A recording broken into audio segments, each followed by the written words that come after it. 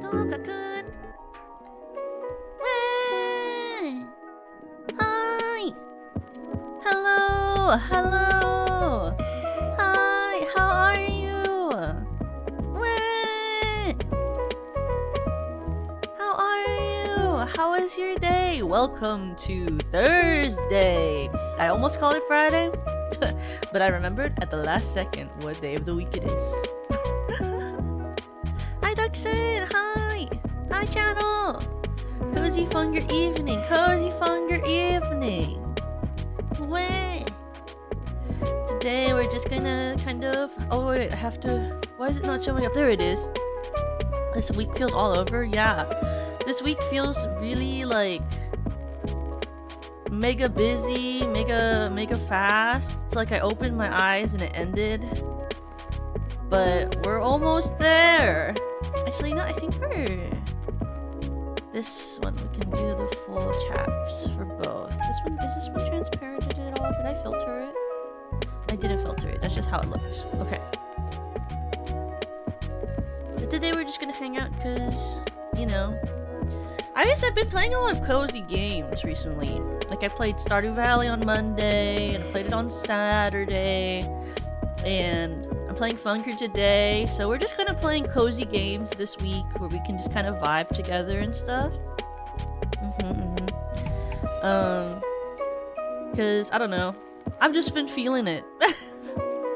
I don't know. Well, there's a couple of like more like horror-based games that I like have on my list that I want to try, but I haven't been like,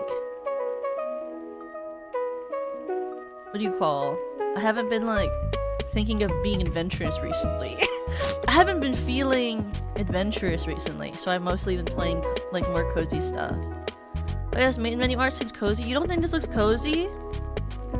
His throat is just slit and she's just holding like a dagger. And her arm is chopped off, but like, they're fine. Like, I don't think he's dead yet, so I think it's okay. You know? And the guy in the background's just wearing a blanket, walking toward the tower in the middle of the city. Nothing bad's happening. You know? Yeah, wholesome fear and hunger maxing, you know? We're just casually playing the game. It'd be different if I was doing like an S run, or if I was playing like with like the goal of like getting a specific ending in a certain amount of time, you know? But we're saving the game when we feel like it and stuff, so it's pretty chill, you know? I took out like the worst part of the game, which is literally just like the fact that you die and go back to the beginning. So I literally took out the only stressful part of this game, because every other part of Funger is really not that stressful. It's just the part where you could get sent back to the beginning that makes the game scary. So I kind of like cheated, like out of all the bad negative feelings you could feel while playing the game, you know? Hi, Bite Size! Welcome! Welcome! I played this PS2 survival horror game recently called Kuon, made from FromSoft. It wasn't too shabby. Ooh! I hope you had fun. I never had like a PSP, PS, other ones, GameCubes, Xboxes. I didn't really have any of those growing up, so whenever someone tells me they played a game from it, I'm like, yes, this game. This franchise, yes. Wakari boss. I just had DS, and like for a very short period of time I had a Wii. And that was kind of it. Oh my gosh! Wait, what? You seem like the type that might enjoy something like Silent Hill. I think I can't play Silent Hill unless there's a version of Silent Hill that's like not first person or too movement heavy for third person. Isn't Silent Hill kind of a first person-y game? I think Nana's recommended me Silent Hill before. Silent Hill. Images. Play.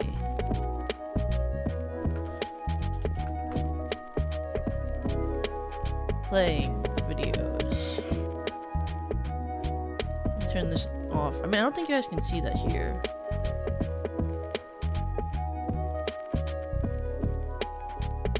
It's pretty 3D. I wonder how much I could actually play of this game. Because the camera moves really, really... like...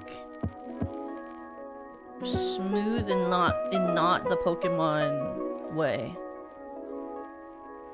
Like a little too much. So I'm watching a girl on YouTube play Silent Hill. My throat is so dead from vocal recording. I hope you're able to rest up. And also make sure you don't strain it too much. Your throat really shouldn't hurt too much after recording. Don't push it.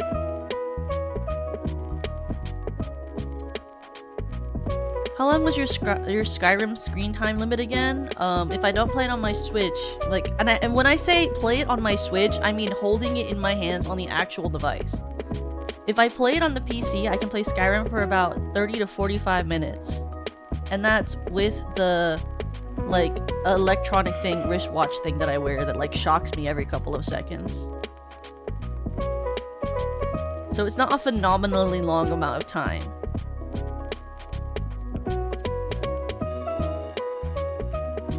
I'm currently watching 1999 Hunter x Hunter anime on YouTube. Interesting. I never watched Hunter x Hunter, but I know a lot of people who do like Hunter x Hunter. A lot of my high school friends actually really liked that anime. Yeah, I don't really know if I could play Silent Hill. At least for the version I see this girl playing. I'm screaming alongside my screaming. Def hit my limits. I'm gonna stop for the rest of the day. You definitely should. I think Eva always says that it shouldn't hurt to scream. So maybe it's the way you're screaming or something. Eva's always told me that screaming shouldn't hurt.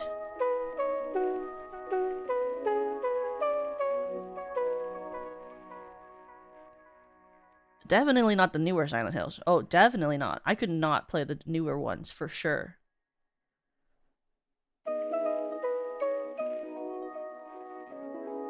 Then, like, the slight blur with the turns. Ooh, crazy work.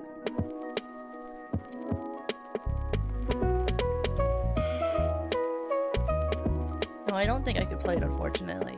But I've heard a lot of people recommend to me that I would like Silent Hill. Nana used to tell me that all the time.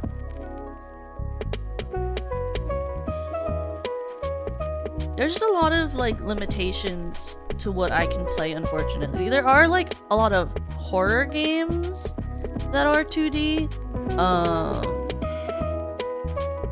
But... oh, Octopath Traveler? I've always wanted to play it, but I don't know if I could play it on stream. It's apparently really long, from what I've heard. Which would be a good starting point in Silent Hill? I mean, I don't think I can play it, channel. It's too 3D for me, and I've never played it, so I wouldn't know what a good starting point is. Yeah, she told me the same thing too. I think it's me doing it a little more improperly. Well, just, you know, make sure you take a lot of care about your voice and don't push it too hard. Because the last thing you want to do is start to end up, like, slowly hurting your, like, voice and stuff over the long run, or, like, slowly causing something like a nodule to form. Yeah, it's like, for most games that I play, I try not to play games that are, like, gonna take me more than a couple of, like, maximum 10 streams. Because the thing is, like, games like Look Outside, right? Look Outside technically shouldn't have taken me 11 streams. That was my fault. That was my fault. It was because I kept talking. In theory, Look Outside really should not have taken that long. Like, it's not really supposed to be a long game. I just made it take really long. It's the same with, like, when I played Little Goody Two Shoes. Like, I don't think the game was supposed to take that long. I just made it take that long. So, it's like, let's say I'm playing, like, a semi-short game. Like, You know, like, if I'm gonna talk over it, or I'm gonna just get stupid and forget a bunch of things and get lost, then, like, you can make a lot of games that are technically not that long really, really, really fucking long. And so, like, imagine that I play a game that's 100 hours, okay? I don't think we're ever gonna finish it. Is the problem. Like, Fear and Hunger actually is not that long of a game, but I certainly make it take 3 streams for some reason. Another example of that is, that game that I played in the beginning, called Off. Oh my god. How many streams did it take me to play Off? That game is not supposed to take a long time. I certainly made it take a long time, though. I think Off I did in like 6 streams. That game is only a couple of hours worth of content. I don't know why. I never beat it, but it's super cool. Yeah, we played Off. It was pretty fun. Off was pretty good. I liked Off. I was a fan. Like, it's one of those things where, like, I kind of try to base it off of how many streams it'll take to play, and also whether I can actually play it. You know what game we'll probably end up spending a lot of time in? Is the Warrior Cats RPG game that's going to come out at some point. That's going to be a problem. I'm excited to play that. For no reason in particular, other than the fact that I love Warrior Cats. I'm so excited for the Warrior Cat RPG. It's, like, unreal how excited I am for that game. Can you believe we're finally getting Warrior Cats content in, like, the big 2026-27? Can you believe? I've been waiting since childhood for something like this to happen. Liking Warrior Cats is not a furry thing. There are a lot of people who like Warrior Cats. It's a big franchise, alright? And I can't believe it's taken this long to get a fucking adaptation into a TV series / movie thing, and this long to get an adaptation into a video game, because you cannot be serious. There are so many of those books, and they're all fucking popular. And they're like, they take up such a huge section of the kids' like fiction area in any Barnes & Noble. I can't believe that we've waited this long for Warrior Cats content. Okay? It's just unbelievable how much Warrior Cats content is coming out nowadays. This is awesome. This is a sound of rejoice, okay? I know I sound really tired, because I am. But imagine that I'm really, really excited right now. I just want you to imagine that for me. Like, I'm jumping out of my seat with energy. I'm very excited. I just sound really exhausted. I'm extremely excited for the Warrior Cats. The Warrior Cats game. I can't wait to play several thousand hours of it. You get to build your own cats and run up the ranks of the clan and fight for your territory. That is so awesome. I'm extremely excited. Yeah, which means I don't have to worry about having to strike in real time, which is awesome. I'm really excited for that, because I'm not good at that type of thing. I need things to be turn-based, because I'm, like, really bad at thinking. So, having the option to actively think about my decisions is awesome to me. I'm not good at that. Like, when they added that to Pokemon, holy crap, it, like, really it made my experience so much worse. I'm just not good at that. Like, you cannot make me attack with that much thought process. I need the game to pause so that I can think about my next move. Hi, Conclaver! Welcome in, welcome in.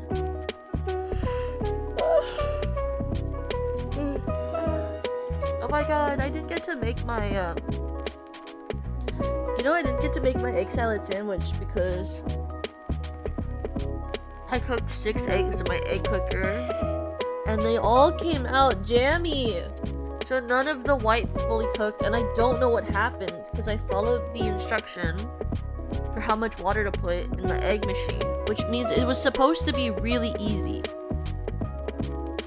But it didn't work out. And so then I did it again later, and those eggs are in the fridge, and I'm trying to see if when I cooked it in batches of 3 instead of a batch of 6, it would be better. I don't know, it's still there in the fridge. So instead I took 2 of the jammy ones and then made them with ramen, which I didn't want to do because I knew it was going to make my body feel bad, but I was hungry, so I did it anyway. I wonder if you'd like Undertale or Deltarune. I've talked about this a couple of times. I tried playing Undertale when it came out, and I could not get past the first battle with Papyrus. I'm really bad at like the mechanics for Undertale. So I don't know if it'd be worth playing it, because it's like, in theory the story is interesting, but I also know the whole story. So I'm not gonna be surprised by anything, because I've watched a lot of videos on it, and I know the whole story for Undertale. And I'm really bad at the game mechanic. Isn't the game mechanic the exact same in Deltarune, though? Like the dodging heart thing, is it not the same? I thought it was the same mechanic in Deltarune. Is it different?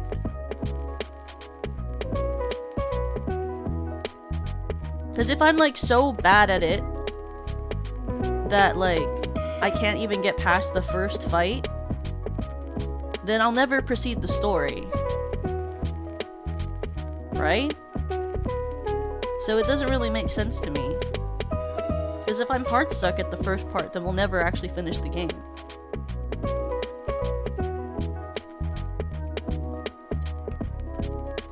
You know what I mean?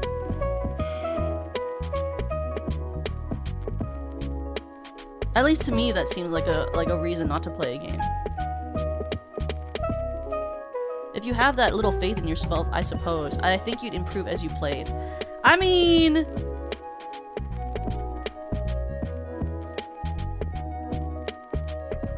I just don't really feel like I'm the type who would keep playing in order to get better if I got hard stuck for more than a stream. Like, I'm not the gamer of SVP, you know what I mean? Like, when I play games, they're mostly games like this where they take like little to no skill level, or like something like Stardew that takes little to no skill level, or like something like...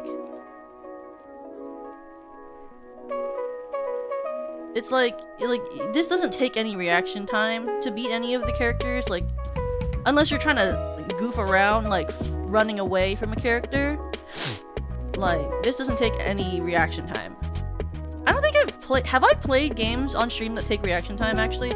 I don't remember if I have. Have I taken any games that... Have I ever played a game on stream that revolves around reaction time?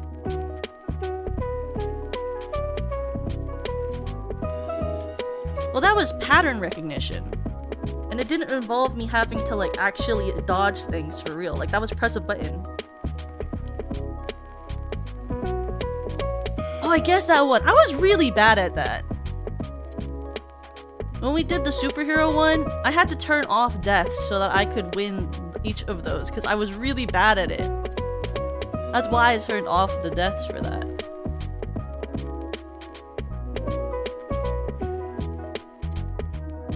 There were some minigames that did require reaction time. That is true. Those were really bad. Like when I did the one for that game where I played Little Goody Two Shoes, I was really bad at all the minigames because of that. You'll see it if I actually end up doing what I wanted to do, which is do a stream of Rhythm Heaven. I'm really bad at rhythm games too. My reaction time is really bad. It's why I don't really play games that have reaction time based sort of things. I'm actually like phenomenally bad at rhythm games, which is kind of crazy for someone that likes to sing and do music. I am like really bad. I don't know what happened to me. I'm really bad at rhythm games. Like, I'm really hard stuck on right now when I play Hollow Dory on and off when I'm in my free time, if I have time to like want to spend on it, because I also somewhat find rhythm games to be kind of a waste of my time, but that's because even if they're kind of enjoyable, I find a lot of things that don't really like make me go forward in whatever I'm doing, or if not reading fanfiction, to be a little bit of a waste of my time. But when I do play Hollow Dory, I'm hard stuck on hard mode. I can't finish any of them in the expert mode. And it's kind of frustrating. I've tried to play expert. I can't do any of the songs in that mode. Because, like, I'm, like, pretty hard stuck on, like, level 21. Like, once the song is at level 21, I can play it on hard. Like, level 21 songs are fine. When it gets to, like, 22 and above, I'm, like, pretty dying. And it's kind of really frustrating.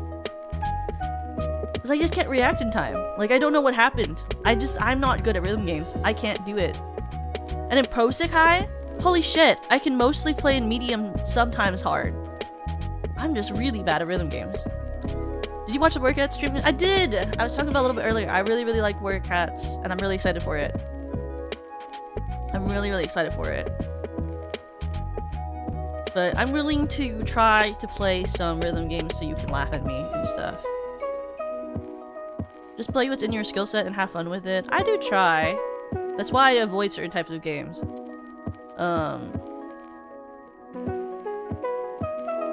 Do you play on phone, tablet, or PC? I play on phone.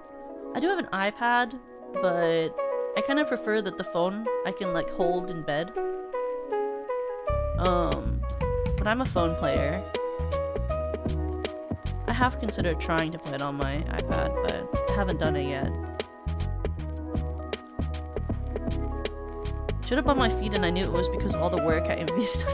Or it's really popular and people want to know about it and everyone needs to hear about it. I don't know. I'm not like a really tenacious player of games because in my head it's like, well, if I'm just gonna struggle, I might as well play a different game. It's because I'm not a gamer. Like I don't really play games for fun a lot of the time. So I think that's why I don't really like whenever you guys are like, well, you should just try it and see if you like it. Because, you know, even if you suck in the beginning, you'll get better if you try. I just don't have gamer brain. So it's kind of like, because I have no tenacity for video games, because I don't really care about video games, unless they're like very nichely within my hyperfixation, I'm very like, I don't know, is it worth it though when I could play something that I know for sure I'd enjoy? That's very like person who only likes to eat lettuce core, but you know, it's like, well, I have a pretty weird reaction time too, so every action I take is preemptive and I try to predict things before they happen, which makes up for that. Yeah. I have a problem with the rhythm games where when I start to see too many things happening at once on my screen, I get overwhelmed. And then I start freaking out. like if I start seeing too many notes coming at me at once, it starts to really freak me out. I'm like, there's so much happening. And then I start wildly hitting things. And that never works. I'm also really bad at hitting the screen at the same time for double note taps. I don't know how. But I'm actually, like, really bad at hitting the screen at the same time with both of my thumbs. I can't tell you why. But if you watched me play a rhythm game like that, almost every time I hit, like, the note that's supposed to be at the same time, like the dual notes, I actually almost always hit one before the other and I'll have, like, early, late. How? I'm trying to hit the button at the same fucking time. Slow, late. Shut up! Shut up! Shut up! What do you mean? What are you talking about? Well, if I was gonna eat the lettuce the type that, if I was gonna eat lettuce the type that Yui was cutting, I would literally probably rather just eat it without her cutting it, because once you start cutting it, you're losing some of the texture. I would just eat it whole. Just give me the whole. Hi, Bet! Hi, Bet! Welcome in! Thank you for the first time chat! I could never perfect rhythm games, so I get anxious and ruin my perfect streak. Yeah! Rhythm games are really stressful. I've played a little bit of Rhythm Heaven before and I was pretty bad at it. It's because I'm not that great at rhythm. I'm not that great at, what do you call, prediction either.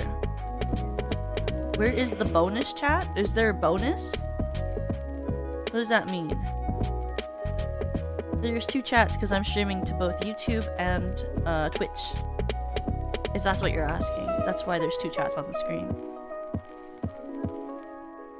But yeah, I'm like pretty bad at rhythm games because of that. I mean, like, what type of games would I say I'm good at? Actually, I wouldn't say I'm good at, like,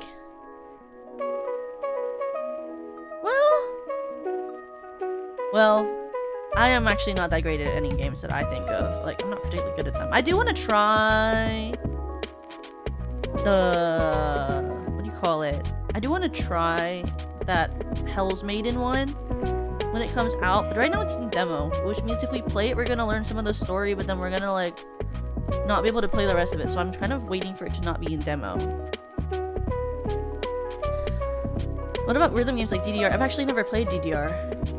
Isn't that the one that you play at the arcade? Is that right? The DDR, isn't that the one at the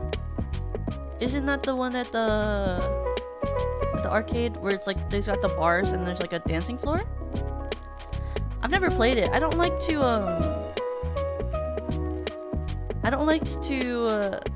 do anything at the arcade that would have people look at me in any way. I also don't go to the arcade. I think the only times I've ever gone to the arcade as an adult is when I've gone to cons and my friends drag me.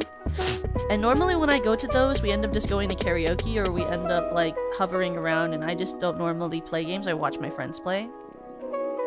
Because most of my friends are rhythm gamers, so they'll all go to the rhythm game section and play rhythm games. And none of them play DDR, but I probably wouldn't say yes if they asked me to play DDR. That's kind of the truth. I really, if someone asked me to play DDR, I would say no. Because whenever I go to arcades, I stare at people who play DDR, and so I wouldn't want to play DDR because people would look at me, and I don't like that.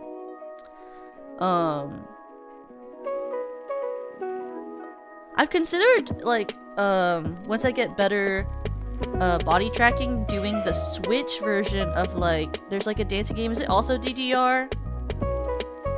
There's like a Switch version of like a dancing game that, like, I remember back in the day, I used to watch Rosemi stream it sometimes with her 3D. I forget what game it was, but Rosemi played it. I used to like watching Rosemi a lot, but I don't remember the name of the game. But, Just Dance. I've considered doing Just Dance when my 3D setup is a little bit better with my model. Doing Just Dance, where it's like the game is on the screen and I'm on the side with my model. So I've considered doing that one day, but I've never considered playing DDR. I'm one of those people that, like, really tries to not do anything that's noticeable in public. I don't even like making eye contact with people on the street. Like, I normally look at the ground when I walk. And when I'm at the bus stop, I, like, will not look at other people. I just look at my phone and, like, try to be unassuming.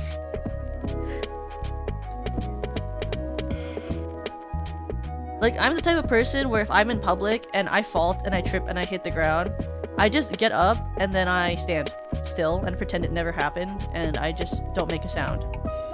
Or, like, if I'm, like, hanging out with friends and I, like, stub my toe really hard, I just say nothing and stay really quiet. The worst thing a person can do to themselves in public is make a ruckus or be seen and perceived. That's my personal opinion.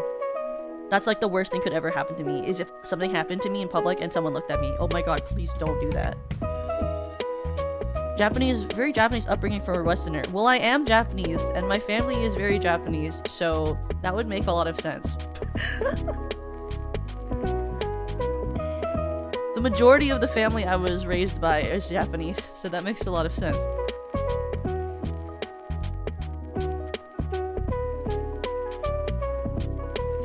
But I just don't like it, so I don't really do that type of stuff. Oh my god, I was telling my boss about how I went to karaoke when I went to con, and my boss was like, oh my god, Toka, that means that you should go to this, like, new karaoke place. Well, it's not new, it got refurbished. Karaoke place that, like, is in the Asian district with me and the rest of the Asian people at work. And I was like, oh. He was like, cause you can sing, and I was like, oh, I don't know, bro. I don't know. I don't like to sing in front of other people anymore. That was when I was young and confident and youthful or whatever.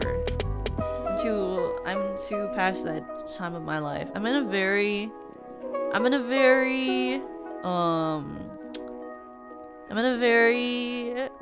quiet part of my life. Also simply culture shock because my family is a mix of Latino and siblings, so we're all out all the time outside of like cinemas and fancy restaurants. Aren't you all still youthful? My confident youth is gone. My quiet youth is apparent. Gotta reclaim that confidence? I don't know about that. I don't need to sing in person anymore. I'm in a different part of I'm in a different era of my life. You know that meme that's on the internet right now? It's like I'm in a very Chinese part of my life because of the Ludwig thing. Like I'm in a very quiet part of my life. I just don't get karaoke as a hobby, especially solo singing in a booth. I can really understand solo singing in a booth, but that's because I normally just do that at home to record things for stuff here. For stream. And so I don't really think about it. I think even though I was much more confident when I was younger, I never really went to karaoke. But that's because I really didn't have friends that wanted to do it. Like, I like karaoke, but I also find it really awkward. But I still enjoy it if I'm with friends, once I'm a little bit drunk. But I can't enjoy karaoke if I'm, like, not drunk. So... like, I just can't really enjoy karaoke if I'm not consuming alcohol. So, like... I will legitimately refuse to go to karaoke unless there's a way for me to consume alcohol either before or during. Because otherwise, I just get really anxious. Like, I still think about, like, when I was at that karaoke for SVP, how, like, before I started drinking, before the alcohol came and I was singing with you, like, my hand was shaking and I felt my heart palpitating. And my voice was kind of shaky. I was, like, really nervous. Because, I mean, and I like all the girls in SVP. I wasn't, like, scared of them judging me. I was just really anxious. Like, I don't like to sing if I'm not, like, a little bit drunk. Because I'm in front of other people. Like, I don't know. I don't like being perceived like that. Like, that's not really a joyful experience for me.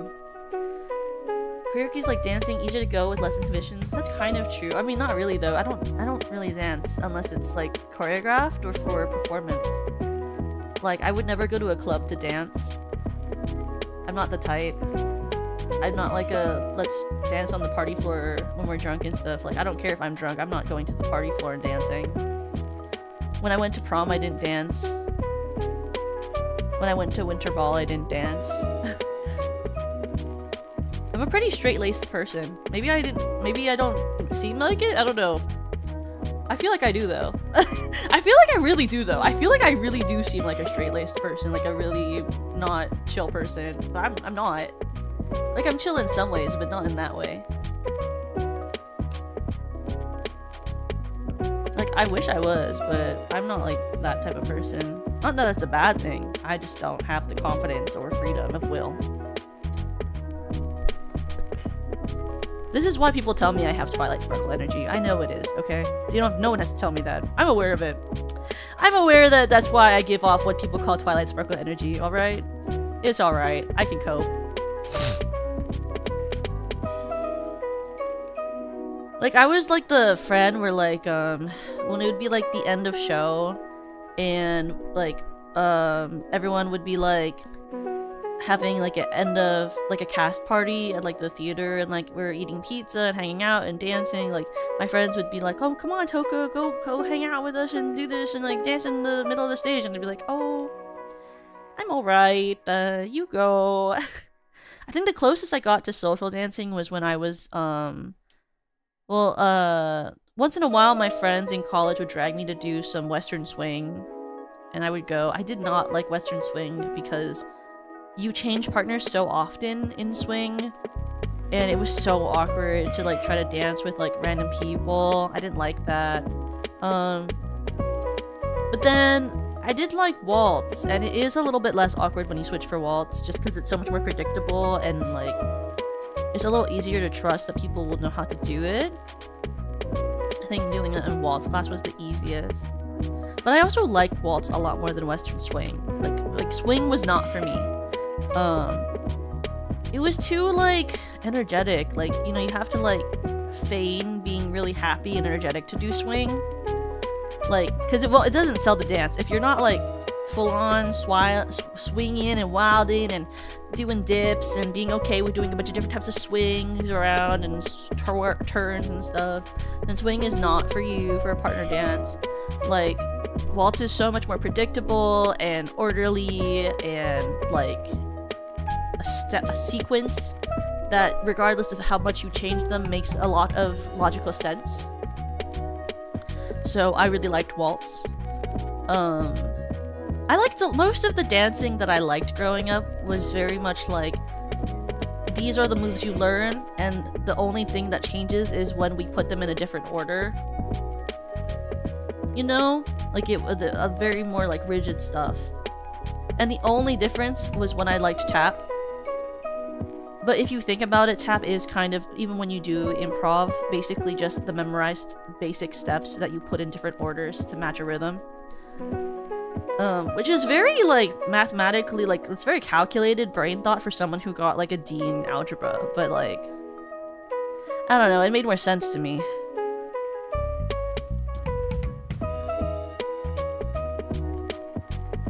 Losing yourself in a beat and just shaking? Yeah, I would never do that. That's not for me. I think it's because I was so rigidly brought up in, like, a background of dance that was, like, for performing. Like, I didn't learn dance because I enjoyed dancing. I learned dance because it was an ends to a means to be able to do things like perform musical theater. Like, I don't like dancing. In fact, dancing gives me a lot of anxiety because I don't know if you all got trained in dance from a young age, but, like, the way that the culture of dance, especially dance like ballet is very, like, structured and kind of judgmental and kind of body shamey and kind of, like, depending on who your teacher is, semi-traumatic. And so I think of dance in a very, like, specific way. Like, I took ballet, tap, jazz, lyrical, and I took ballet, tap, jazz, lyrical, waltz, some swing classes, and even for a second I took pole dance just to see. I can tap dance? Yeah! I did a little bit of tap during my 3D concert in April. But, like, all of the different dance classes that I took were all as ends to means to, like, get better for musical theater. Was pole dance fun? No, I didn't like it. That's why I dropped it. It was, like, something I took on because I wanted to get better at using my core. But it's, like, really hard. And I really hated the sound. Like, I could not. If you want to do pole dance, you have to be able to be in a room of people who keep making the most, like, worst sounds I've ever heard. Like, it's like, you know, like the sound of, like, the skin, like going around the pole, like the, like the high pitched, like, sound of, like, something tight, like ripping onto a pole and spinning.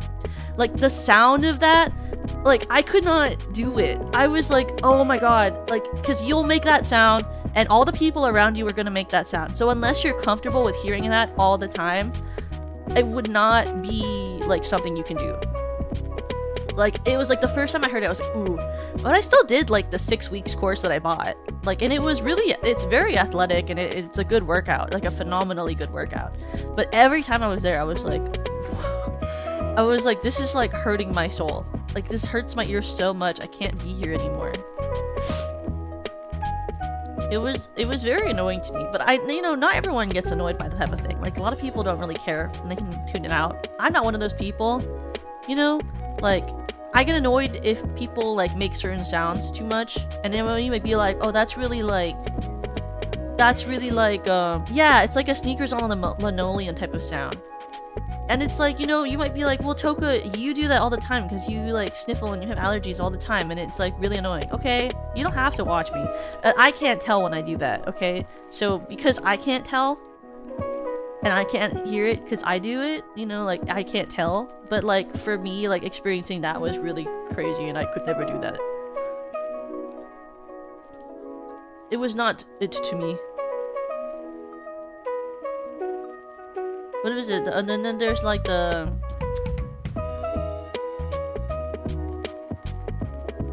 I would say the best dance styles and the best classes I ever took, I think even though ballet is like really soul crushing sometimes, ballet is really fun and it's a great workout and it helps a lot with your core and being graceful. I love tap. Tap's my favorite dance style. I would recommend it to literally anyone. Take a tap class, it's awesome. And then I really didn't love jazz, but I did it because a lot of musical theater style dancing is jazz. A lot of its roots are in jazz. If I could go back in time, I would also sign myself up for hip-hop at a young age because I was raised in like a ballet jazz background, and that's a lot less. That's musical theater jazz is different than other jazz, but it made it so that I'm not as flowy as a lot of other people because, like, you know, you learn to like hold your body stiffly a little bit. Like, it's still flowy, but it's a little bit more boxed in than something like hip-hop. And a lot of modern dance is very like hip-hop sort of. So I would have put myself in those classes earlier so that I would develop that thought process and that stylistic type of moving at a young age, because when I went to college and we would do hip-hop class sometimes, I was very bad at hip-hop because I wasn't trained to move that way as a child, and a lot of the things that you learn, like holding your body in a certain way for something like ballet, does not translate to hip-hop and is actually the exact opposite. So I wouldn't recommend just signing your kid up. If your kid wants to be a dancer, I would probably put them in ballet and hip-hop and maybe either jazz or no tap or another specific side special like dance on the side, just to give them a good all-around fundamentals for as they get older, choosing what they want to specialize in.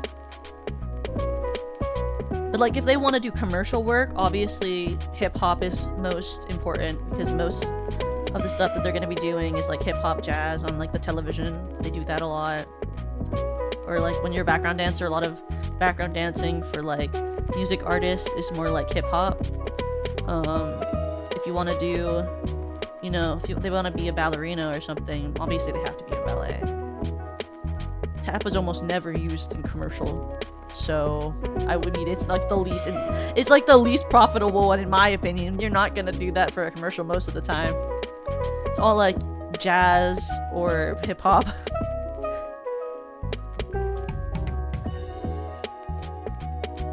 But it's one of those things, right, where you kind of don't like think about that when you're a kid. Like, I mean, I didn't love dancing. I, in fact, most of the time don't like dancing. And whenever I dance for like the 3D concert stuff that I do, it's pretty stressful, but it's a part of like creating the experience, so I don't mind doing it. It's the same with a lot of things that I do. I don't really love doing it, but I don't mind doing it. Like, I associate a lot of things like dance with like being told like what you're bad at, or being told like you're not good enough at this, or being told like this thing or this thing. But I also associate that all with my voice, and I worked a lot more on like therapizing my voice, my internal voice for my singing, before I worked on anything else. So like it's one of those things where you have to like learn to slowly cope with feelings of negativity that you have from growing up working in like that type of thing, right? Because like when I was younger, right, with my singing, right, I had like a lot of people be like, oh, your voice is like good, but it would be so much better if you could just do this better, or like if you were better at this, or like being told like, oh, you're just not that, like you should never sing high because that sounds pretty bad, or like you don't sound good at this thing, so never do that. Or if you could just do this a little bit better, maybe you would be considered for these sorts of roles, or like that type of thing, you know, like the strong like holding on to like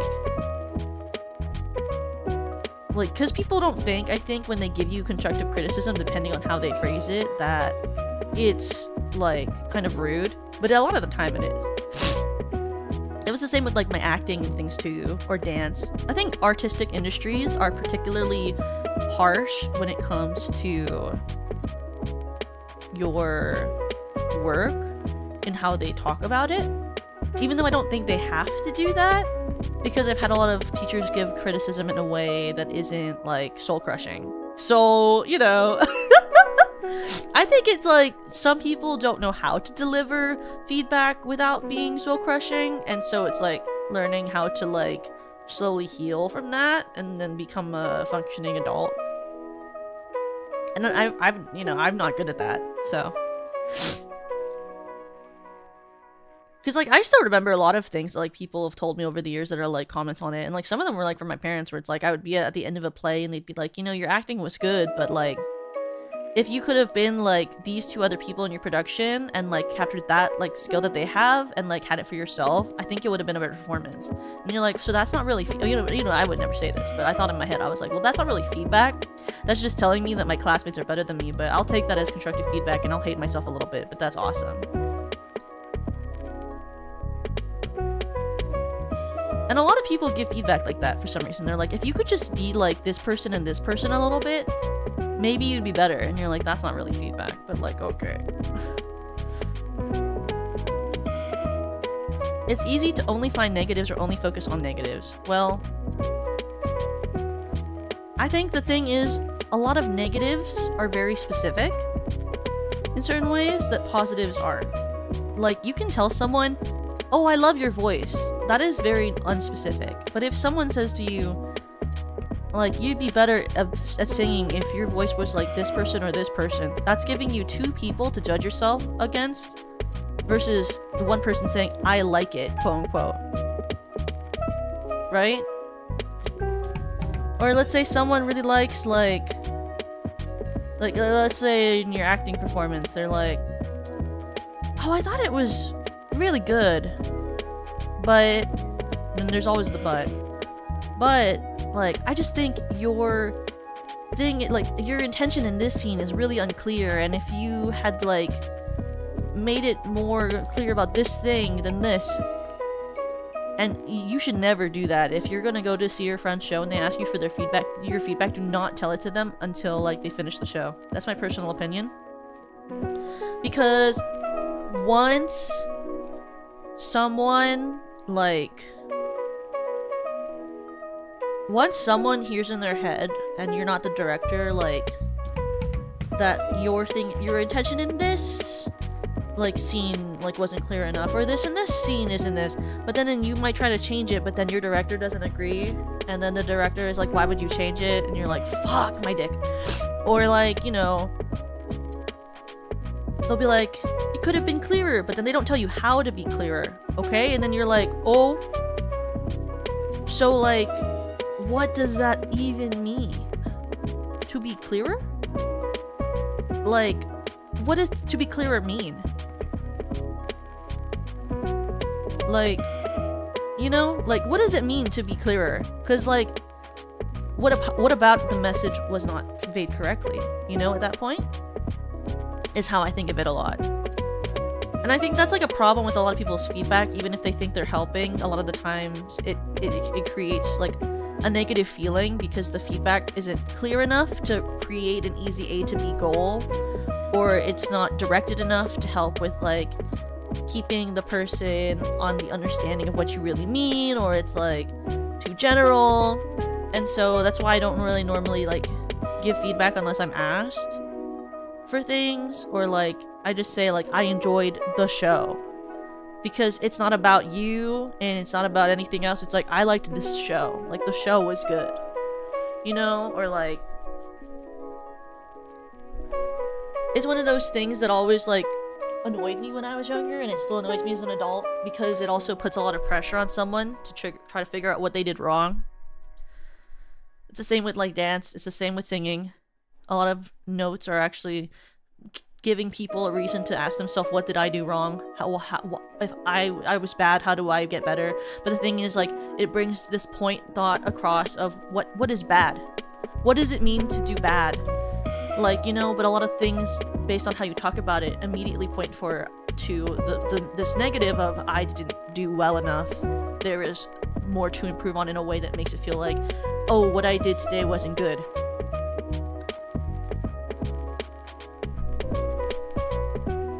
So that's normally why instead I just say like, oh, I had a great time. The show was good. It's not about anyone else. It's not about you.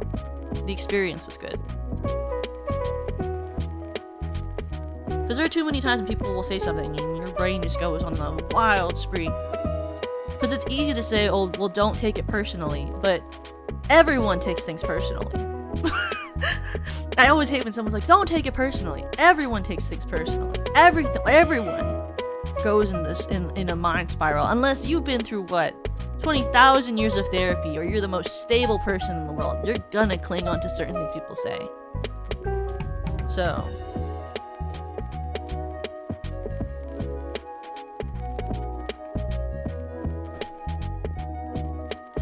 it's why when, like, someone's like... what is it called? It's like if someone's, like, insecure about something, I'm like, what I say in response is never like, well, I won't judge you. It's like, well, I'll support you no matter what.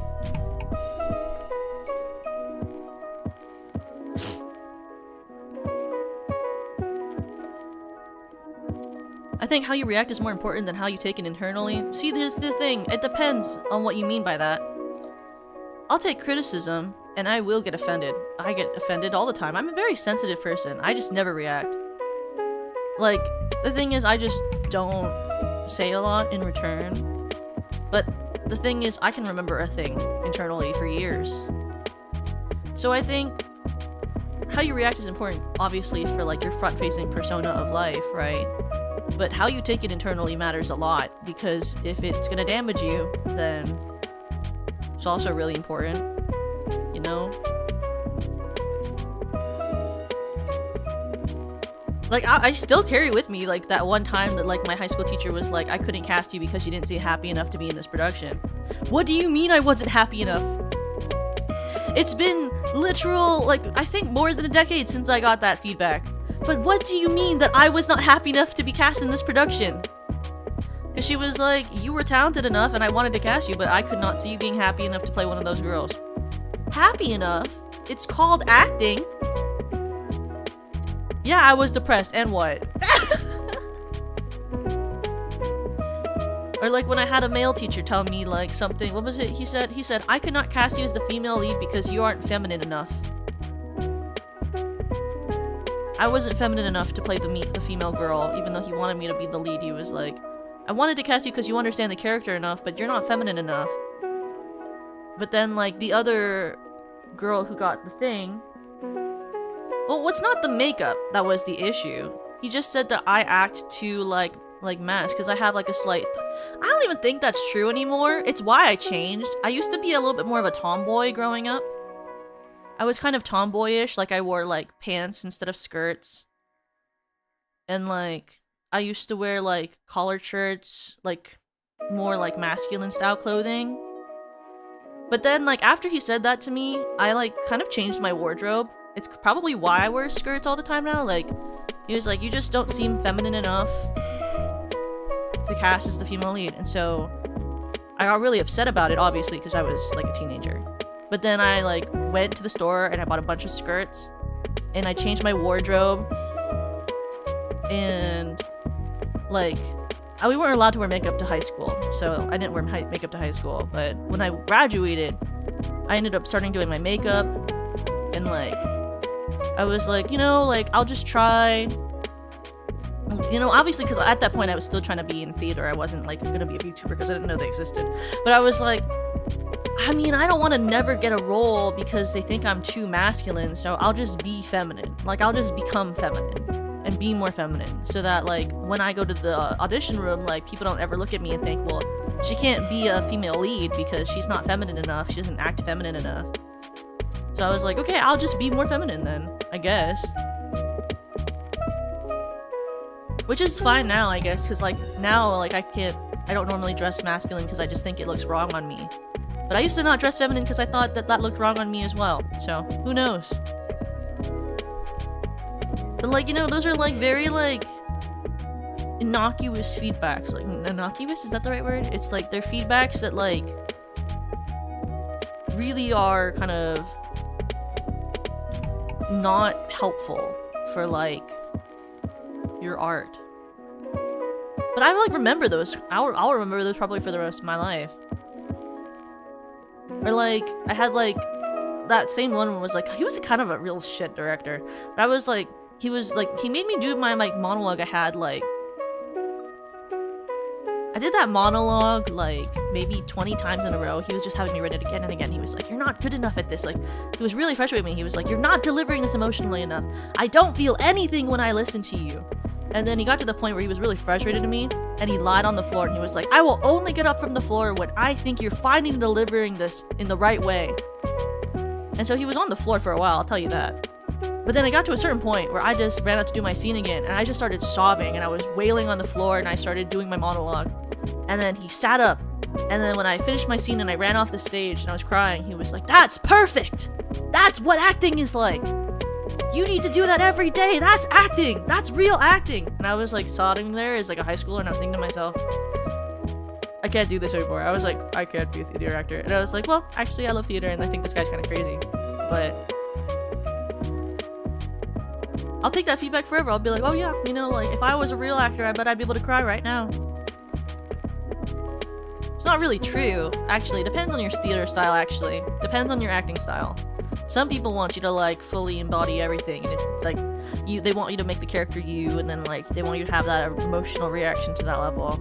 But then there are like other acting styles, right, where it's like the reason you cry is because the actor, like you empathize so much with the character that when you say what their words are, then you relate so hard and empathize so hard, you start to feel their emotion for them, and then you cry. Or like there's other ones where it's like the intention of your acting is that instead of doing that, you call upon your own emotions, think of your own traumas to have that.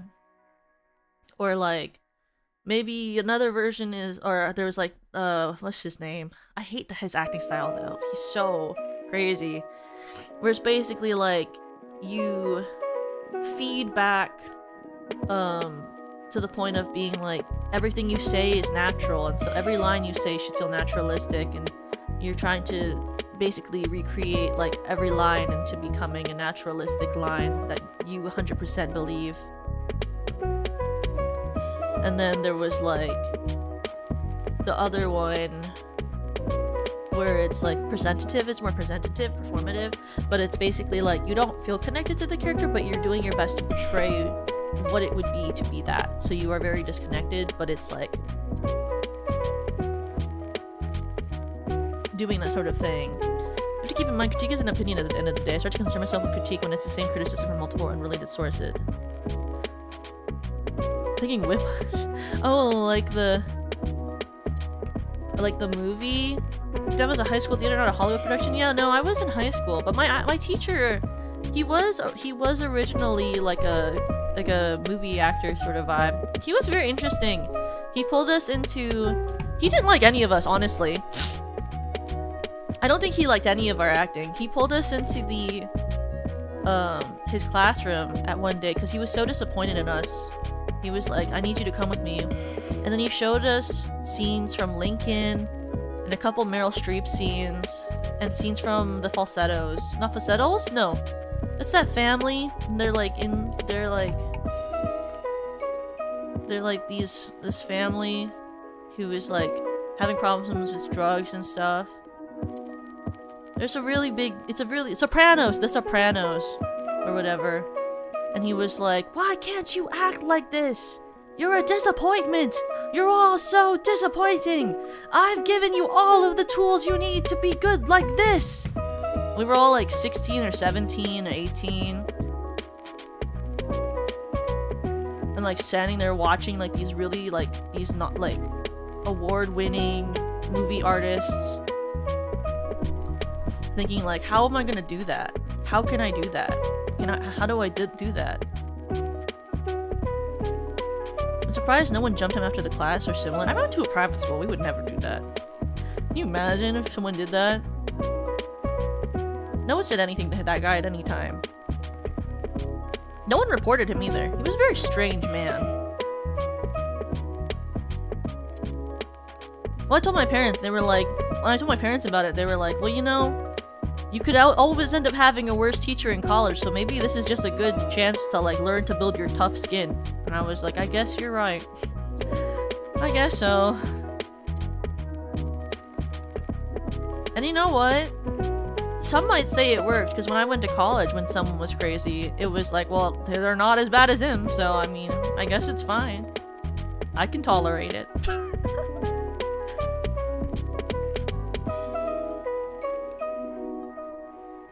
Like, my college teachers were honestly all kind of godly kind compared to my high school ones.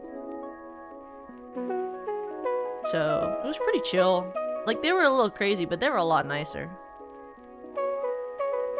And their craziness more was just, like, in how, like, weird hippie-core they were, so... Like, I did this exercise in college once. I think I've talked about it before. It's so strange to me.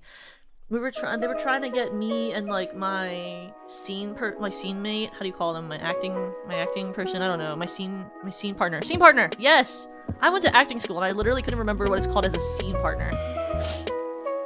I did this, like, acting exercise with my scene partner for this one scene I did in Summer and Smoke. Amazing play, by the way. Summer and Smoke is a phenomenal play. I was doing an Alma scene. She's the main girl. And one of my classmates, who I did not like, was my scene partner. And we were supposed to be, like, on, like, a quote-unquote first date in this scene. We did not get along, but we got assigned to work together, so that's fine. And we were, like, not reading well because, well, first of all, he was a very hard to work with person. Because he was one of those people who was, like... He was one of those people, like, do you ever talk to someone and you know for a fact that they think everything they say is right, and it doesn't matter what you say, they're, like, convinced that they're right? And so, like, we would be, like, trying to work on stuff together, and he'd be like, I think you would do better if you did this. And I'd always be like, oh my god. It's like, I think your choices could be a little stronger. I think you should do that. And I don't know what was wrong with him, but he had this, like, kind of hoity-toity way of speaking, but he was definitely just from Colorado.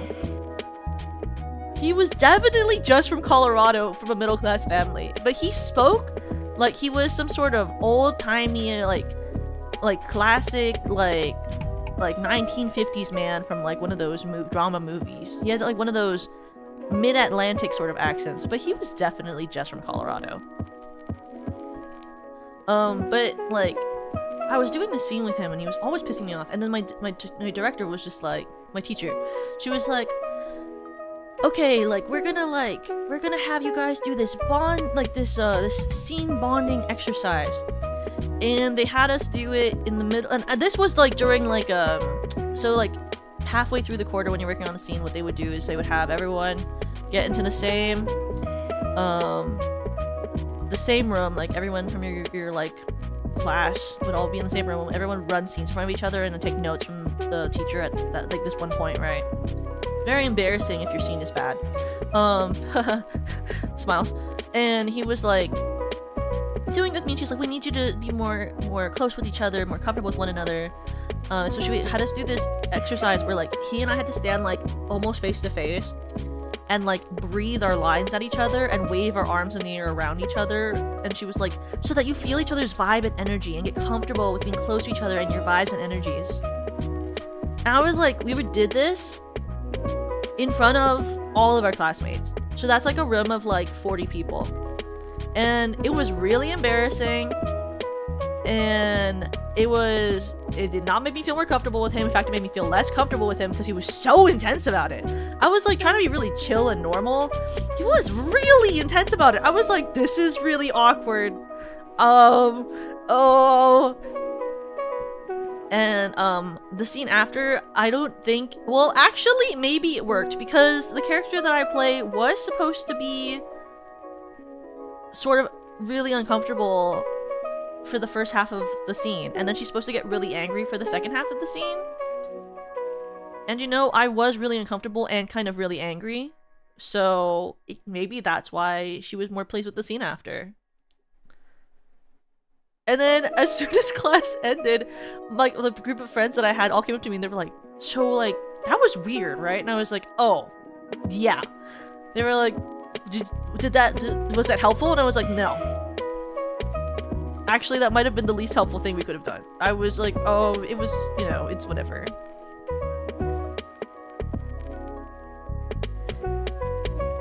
Because I didn't really want to be assigned to him. The issue was that I had a different scene partner who was a girl. Who was like one of my like, she wasn't like my close friend because she was in like different classes that I was in, but she was like wanted to do the scene with me when she took our class because she had a conflict, so she had to be in our acting class even though she was technically in the other like cohort because there was like 2 sections. But she was in our acting class because she had a conflict with a different class. And like she was supposed to do the scene with me, but then she dropped out mid-semester, and so the only other person doing the scene was that guy, which was super great, which means he got immediately assigned to me so that I wouldn't have to take up a different scene, which was super chill. I definitely would have picked a different scene if I knew I was going to have to work with him. One that was like not a summer and smoke scene. I probably would have done a more like, I probably would have picked a more like straight character to do with him so that I could like naturally dislike him and it would make more sense. Because the character Alma that I was playing was like supposed to be uncomfortable and angry with this guy, but she also was supposed to like secretly really love him. But like I would have picked more of like grandma who hates their grandson or something if I had known that I was gonna have to work with him. I don't know. I probably would have picked a scene from the Glass Menagerie so that I could have been the mom in the Glass Menagerie and he could have been the son. Because I feel like that was more of like our dynamic. Because we were doing a Neil Simon unit for that part. And I feel like that would have fit our dynamic like 20,000 times more. Love the Glass Menagerie though. Though if I wanted to do the Glass Menagerie and it wasn't him, I would have probably wanted to do a scene where I could play Laura because I love Laura. I think Laura's a phenomenal character, super hard character to play. So is the mom, but in a more different way. But it would have to be not him. Because the best Laura scene is also a romantic scene.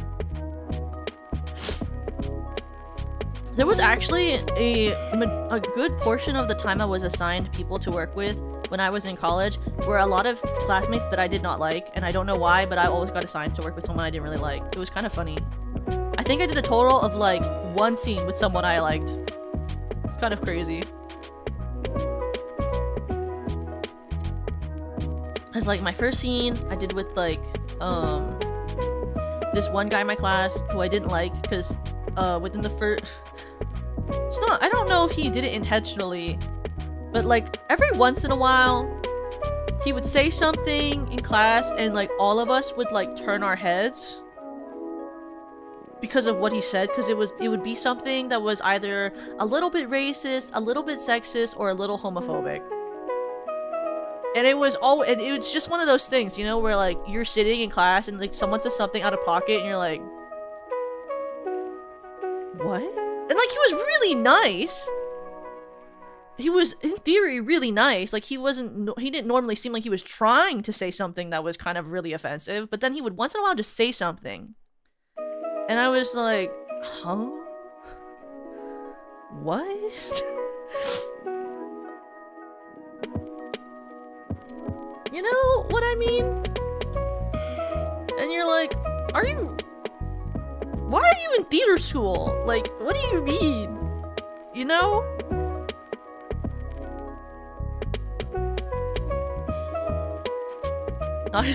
They kind of were though. He was kind of crazy. Oh, great acting, everyone. Not a fan. Actually, kind of his vibe. But then he dropped off after like the first semester, and it was kind of awesome. No offense. But he do be acting like that. He was kind of crazy. One of my favorites was like he was kind of crazy for this. There was a person on campus who got caught for having, you know, the weed. They were looking for the person at the time, and all they knew was that the person looked a certain way, okay?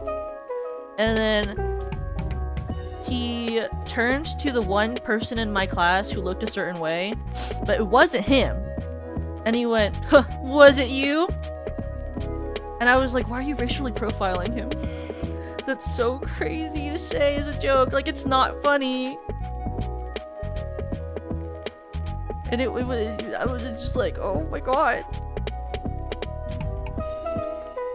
And everyone, like, looked at him when he did that. And then, like, the guy... And it was so crazy! It was so crazy! Because our teacher was in the room and she heard that and she was like, you cannot say things like that. And if you say something like that again, I'm kicking you out of the class. And he was like, whoa, nobody can take a joke? Bro, get it together. What are you talking about?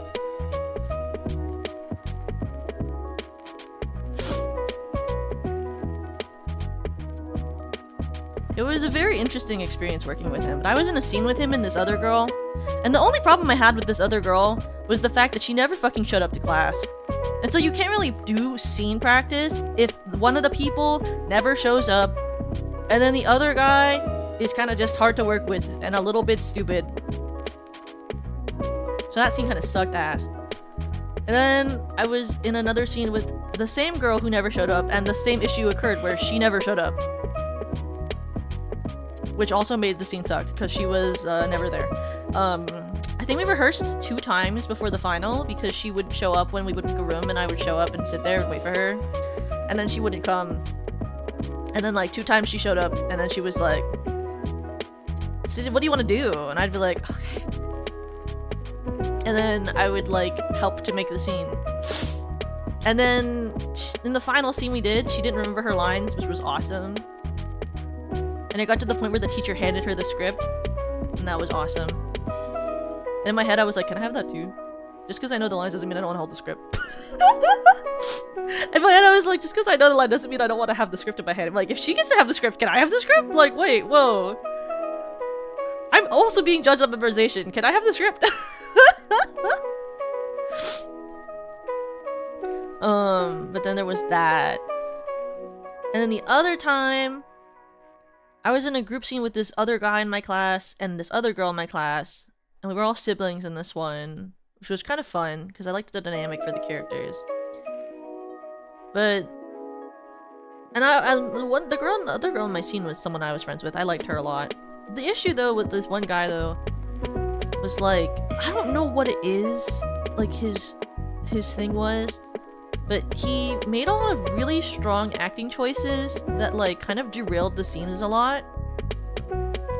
It was very comedic. Like, I think he's a very good comedic actor, but like if you weren't doing like a scene where his style of acting fit, it kind of really like derailed the vibe. Like, if you're doing Chekhov, you don't need to make like huge choices like that. You know? This makes a lot of sense if you know what Chekhov is. I know it sounds kind of stupid if you don't know what Chekhov is. I apologize. But like, it was just so odd. He made a lot of interesting choices. But thankfully, you know, I've like seen him in shows after college that like, I've seen him in a lot of shows after college because he's gotten local work around town and he's actually like gotten a lot better at acting. So I don't know what happened, but after graduation, he got a lot better and I'm proud of him. That's awesome. He doesn't do that stuff anymore, so maybe he was in a show or something where they like finally told him not to do that. Because I was always thinking in my head, maybe one of our teachers just needs to tell this guy that he can't do that. And no one ever told him that, and I kept thinking in my head, maybe someone needs to tell him he can't do that. Maybe someone's telling him that he should stop doing that. But no one ever told him. Because it was always like very like these choices that would kind of like randomly steal attention from someone else who was doing something in a scene that was supposed to be the main thing that was being attention. But he would like make a wild choice for his line and then like it would kind of derail things. And it's one of those things where I think as a director you just have to be like, hey, like it's taking away the emphasis of this other person's moment right now. Like maybe hold off on that and then figure out how to put that on your moment and sort of vibe, you know? So that the scene makes sense more and it doesn't like draw attention away from like the main thing that's happening. And maybe he probably just had a director who told him that and then maybe it kind of awoke him or something. Chekhov's gun? Yeah, I like Chekhov's gun. It's like a... Chekhov's gun is like a thing from the Chekhov plays because like a lot of like characters would like have a gun and then die after the scene. A lot of Chekhov plays are kind of dark. They're really good though. They're really well written. I recommend them if you see like a Chekhov play in your area. They're really good to watch. They're very fun. Well, fun in the sense that they're witty, quick. Not quick as in like not long. They're like normal length of a play, but like the dialogue's quick. Like they're very like snappy. And it's funny if you like darker comedies. Like older worded darker comedies, and they have a lot of heavy messages about like family relationships. Yeah. I like them a lot. I think The Seagull's a really good one. I also like Three Sisters. I think Three Sisters is kind of funny too. Yeah. But I had a lot of fun doing those scenes regardless of the fact that those kind of were travesties. My favorite one though was I did a scene with my friend who was also in that other scene. And it was from the show Mauritius, which is actually a really good play. I've never seen anyone do it, but it's this play about, I don't know if you guys know what Mauritius is. It's an island, but it's a play about, it's a very special play. It's a play about two sisters where they have this like they had this like really abusive mother. And one of the daughters like left early to go to college and like didn't bring her younger sister with her. So that sister who's younger, who stayed and took care of their dying ill mom who's also abusive, has a grudge against her sister because she had to stay longer and take care of the mom. The mom dies and the other sister comes back, and they're going through the house and they find their mother's stamp collection. And it turns out one of the stamps is a really, really rare like stamp of Mauritius that's worth like thousands and thousands and thousands, like a bunch of money. And one of the sisters wants to sell the stamp for the money to, you know, have a better life. And one of the sisters, the one who didn't stay, wants to donate the stamp collection and the Mauritius stamp to a museum. And so they get in this huge argument about it, and then also somehow like the friend of one of them gets like this like kind of mobster character who's like a stamp collector like involved, and it gets kind of dark near the end and someone gets almost shot, which is kind of crazy that it goes that far for a fucking play about stamps. But yeah, it's a pretty wild play. I would recommend it. Like if you ever see a local production of Mauritius, it's a pretty good play. It's got a lot of action, a lot of emotional scenes about families. A lot of plays though, a lot of good plays are about families. But I really like that play. That was one of the better ones I got scenes from, because we didn't always get to pick exactly what play we did a scene from. Sometimes it was like you guys signed the play and the scene and your scene partners. It was to stop people from like always doing scenes with the same people. But also, I wouldn't necessarily want to do it only with my best friends. I probably wouldn't want to always work with my best friend. But I would want to have done scenes with people that I thought were responsible.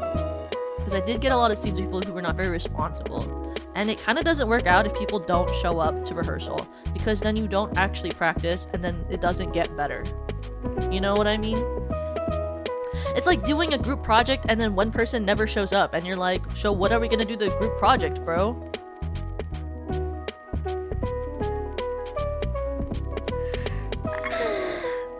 Yeah, donate, you know, because like it was a rare stamp, like, you know, like yeah, you could sell it, but then like, and then you would get a bunch of money, or you could donate it and then it'd be part of a history museum.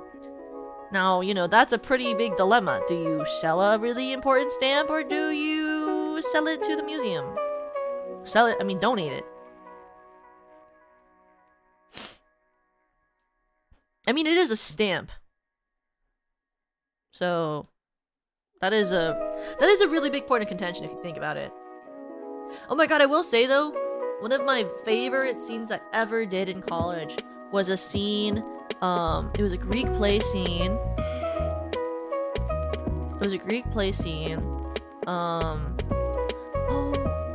It was not an Electra scene. It was a scene from, oh, I forget which one it was.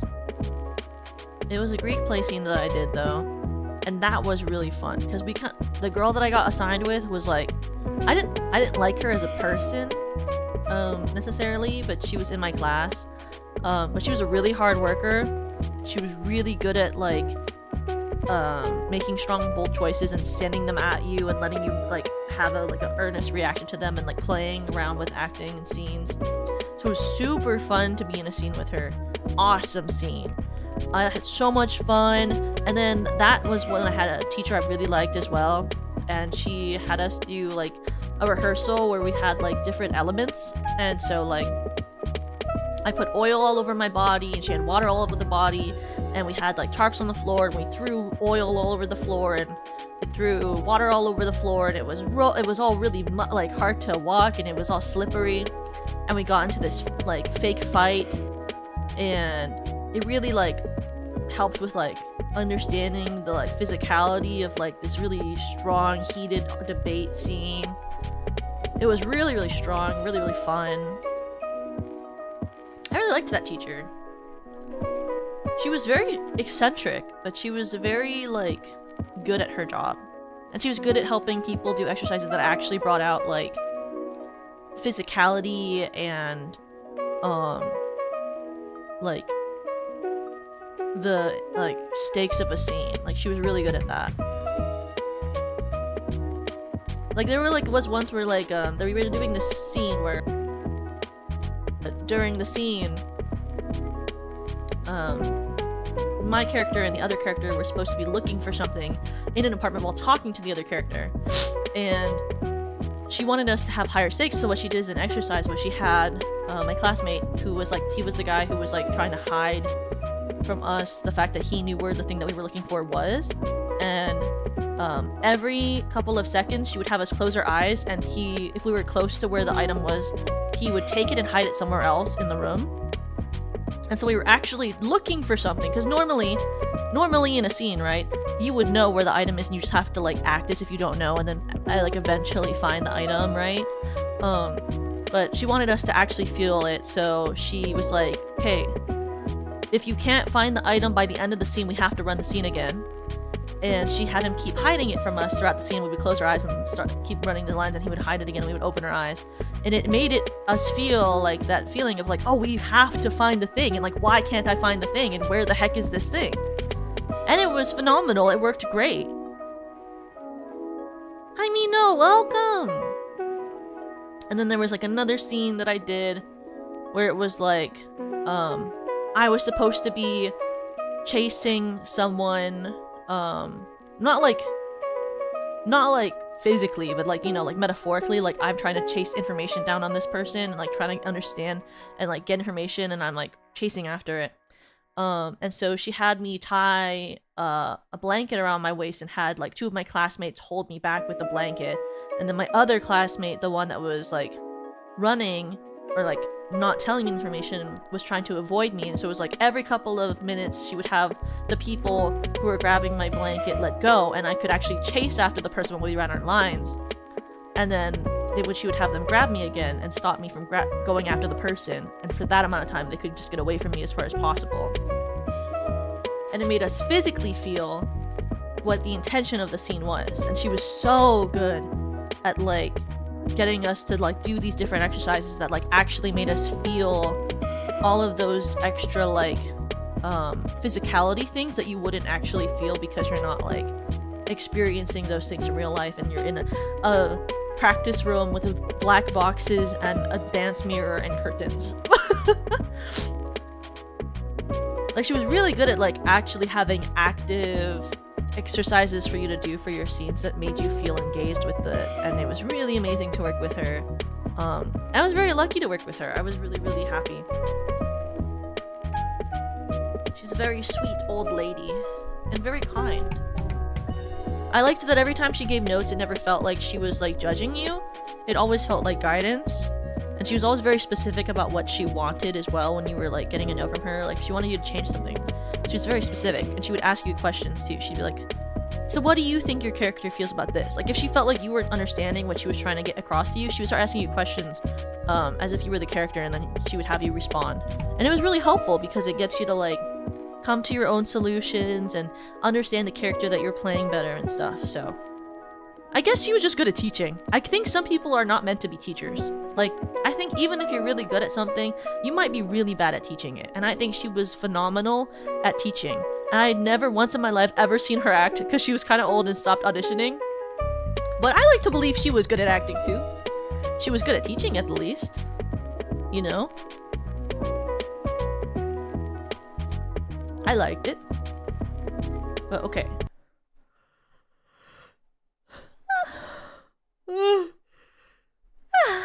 Why did I, like,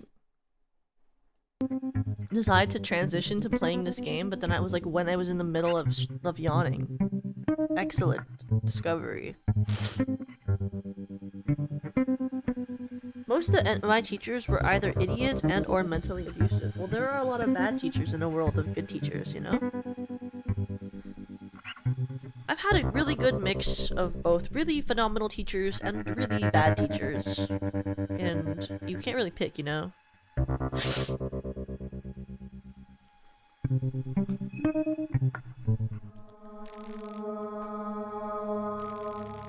Oh, this is what happened. Yes. Last stream we went to the white room because I couldn't fucking trigger the bad guys. Oh, and there's the lock. Fuck my dick! I forgot! Oh, I forgot that I can't walk up the stairs. That's the best part of this game, is when I forget that I can't walk up the stairs. Oh my god, I don't even remember my... There's like a solution to this room, but I don't remember it. Well, we're gonna figure it out.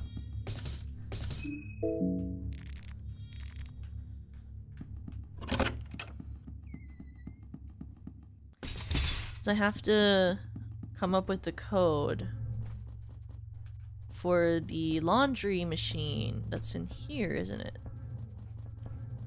Right? Laundry machine? It's in this one.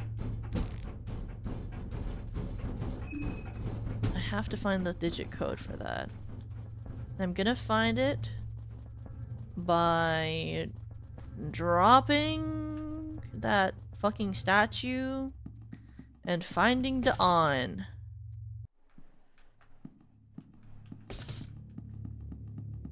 Who's up there?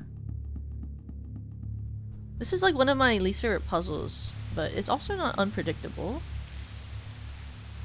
Oh, there's no like cool shit in here.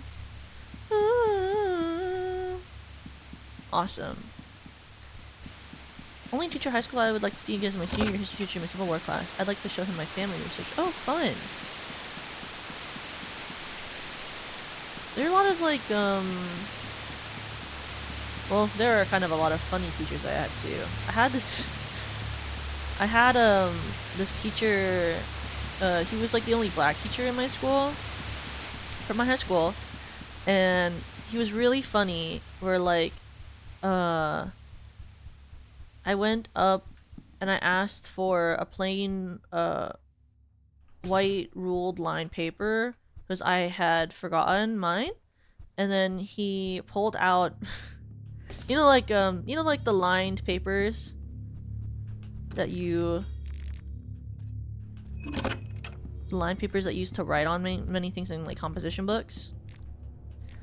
I asked for a plain white sheet of paper like that, and then he was like, why don't you want to write on a black piece of paper? And I was like, oh, well, I mean, if you have one, I'll write on anything. And then he pulls out, he had lined black paper. and he hands it to me, and I go, "Do you have a white pen?" And he's like, "No, but I have a white crayon." And he gives me a white crayon. I'm like, oh, thank you. And then I left. I left? No, sorry. And then I went back to my seat. But then he went, no, come back. And then I came back and he gave me a regular piece of construction paper or whatever it's called. And he was like, and he was like, give me back that paper too. And I was like, oh, okay. And he's like, I just have that as a joke, for a joke. Apparently, he just likes to do that whenever new students ask him for a piece of white paper because he always thinks it's funny that they don't ask for a black piece of paper.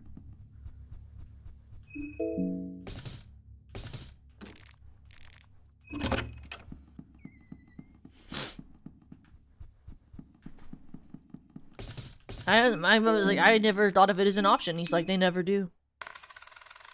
He's such a funny guy. They never do. Hello? He's tiptoeing that cancel line. I mean, he's a black man. He's allowed to make that type of joke. I laughed nervously at it.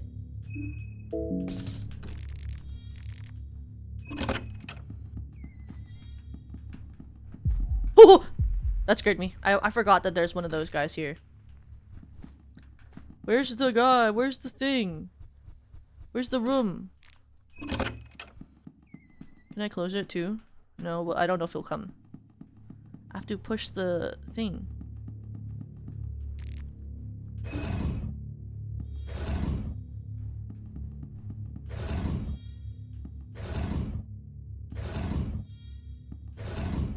I have to push it into this thing, I think.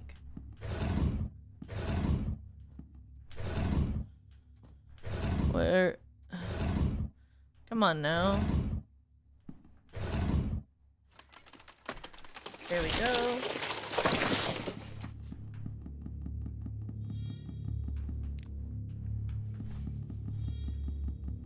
He was like the best English teacher at my school. It's kind of funny. Like actively, he was like the best English teacher.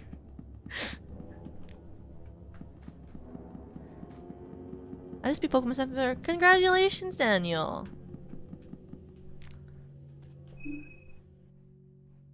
He taught my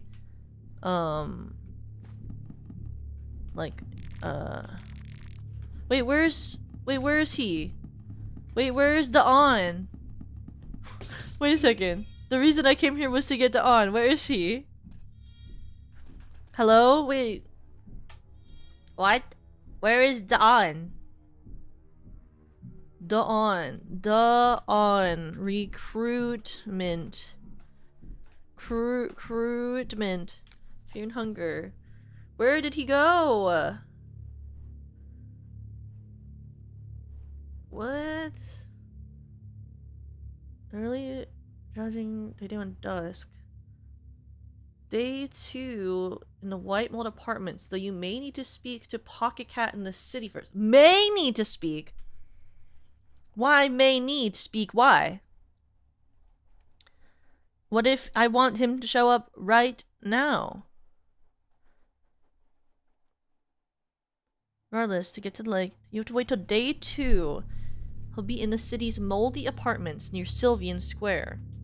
Go to the 3rd floor. Okay. But have I not? Is it not day 2? I thought it was day 2. Wait a second. Wait. Where's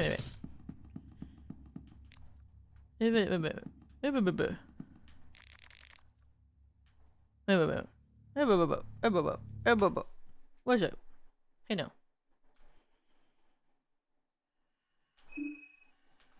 Hey, no.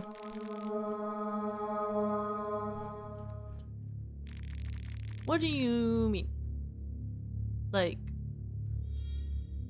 if I go to bed in one of these beds, will I die? I forget. I think one of these beds kills you, but do all of them kill me? Okay. Because if not, I'll go back to an earlier save. Fuck my dick. Let's try getting the 3rd floor. Wait, maybe is there one on the 2nd floor I can go to?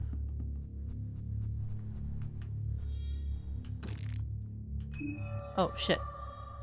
Oh, I didn't even... I'm gonna lose my mind. I'm gonna lose my mind. Get the fucking key. Get that stupid ass fucking key. Okay, super shiny key. Yippee, yippee. Okay, go back up. Fuck! Oh my goodness. I need to start remembering when, like, people's recruitment time periods are in this game. I feel like I always forget. This one have a bed in it? Can I use this bed?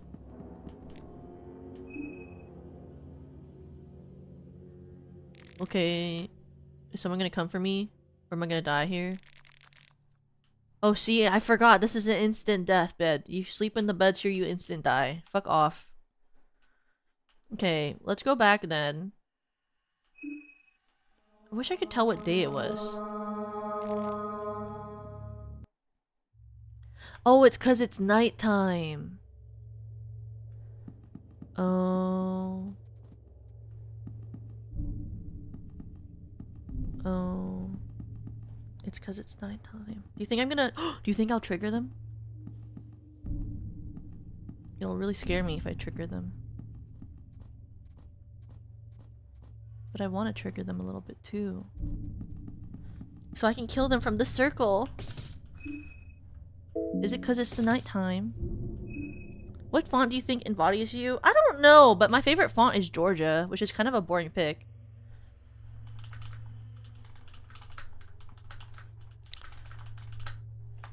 I want to trigger the mob.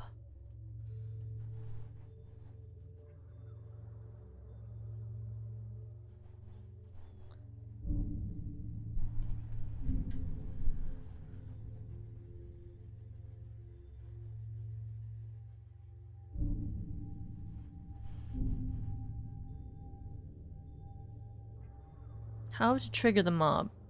Georgia's pretty though, it's very aesthetic and pleasing to the eyes. Thank you! I just think it's very nice and simple. All mob spawns. Ooh, okay. We're gonna find how to mob spawn. Mob spawning. Looking at info now. Okay. Let's see. Let's look at this video. Show me. Don't talk. I'm not reading. I'm not listening right now. I'm just watching. I'm just watching you. I'm just watching this video, Dark Raccoon. I'm not actually listening to you speak. Just show me the visual. Just show me the visual. Wait, this is not helping me. Wait, where's the other spot? Wait, where's the spot that I am at? I know they come here. I know they are. I know they are. Okay, fine, I'll listen to it.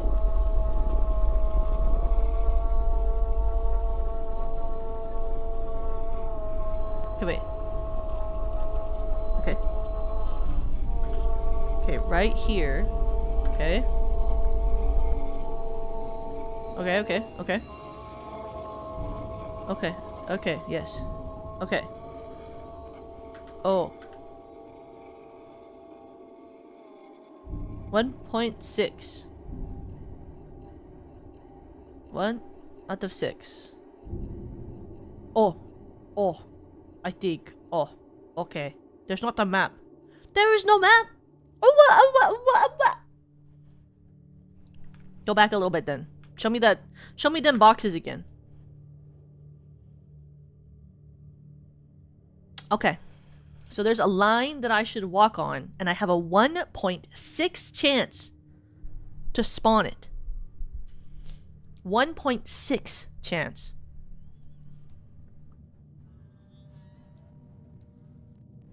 I know. Can you believe? They say 1.6 chance, but how come every time I've ever played this game before, when I walk on these tiles, it immediately spawns them? Answer me this. Why is it a 1.6 chance if every time I've ever walked in the back alleys before I spawn the mob, but when I want to do it on stream, the mob isn't coming? Okay, let's see what happens again, guys.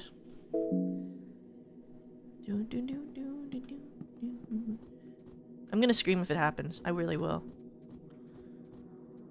Oh, she's starting to feel hungry. Ooh. I'm so scared of the mob. It's so scary. I say when I'm like, this game is not that stressful. I like playing this game. This game is so scary. Okay, it's right here.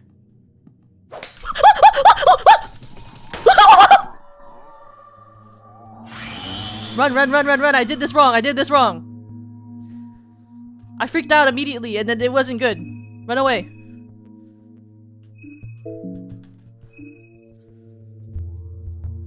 Run, run, run. Run, run, run. Run, run, run. Run, girl. Run, run, run, run, girl. Run, run, run.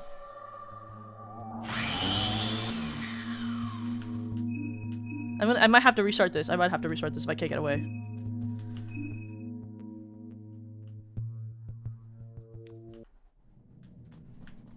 This way, this way, this way, this way, this way, this way, this way! Holy shit! Pull out your gun, girl! Where's the- where how do I equip things? Pull out your shotgun! Shoot them! Fuck you! Fuck you! Fuck you!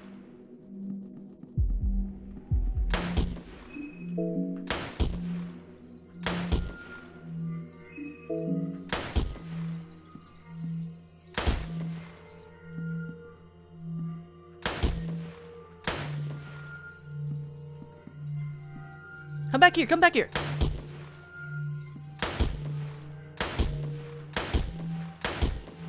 No, I don't want to use fucking sticky keys! No!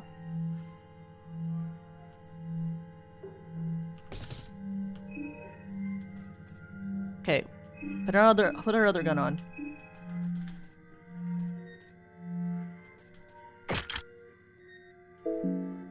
Wait, actually. I think I actually might be able to take this final guy on. Let me put my regular weapon back on.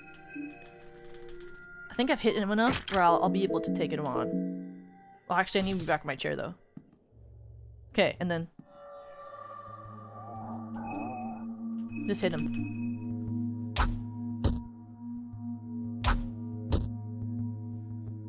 Hit him.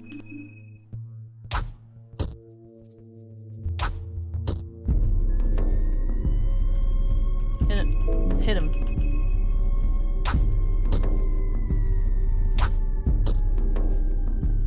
Rev. Rev.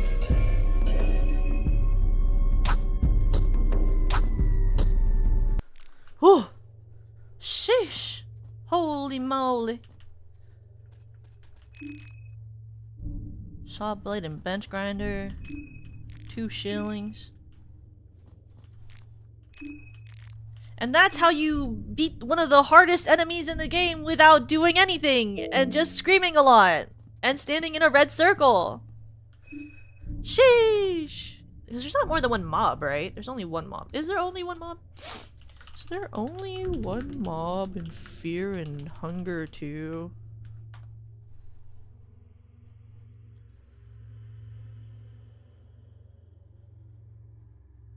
Yeah, it's only one mob. I don't think there's not another one, so we're fine.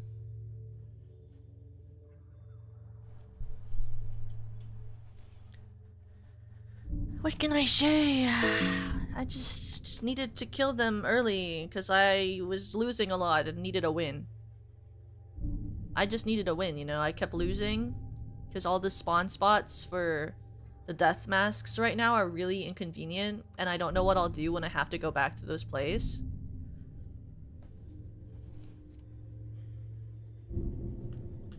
Like, one of my 2 death mask spawns just have to be in the cross that I have to go to get to different areas. Could you not do that? Could you not do that to me? Anyway.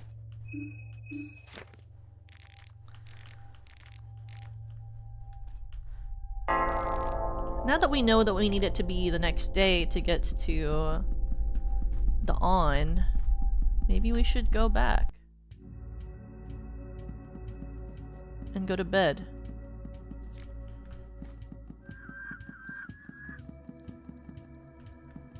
Because if we go this way, then we can go to the bop and take a little nappy nap.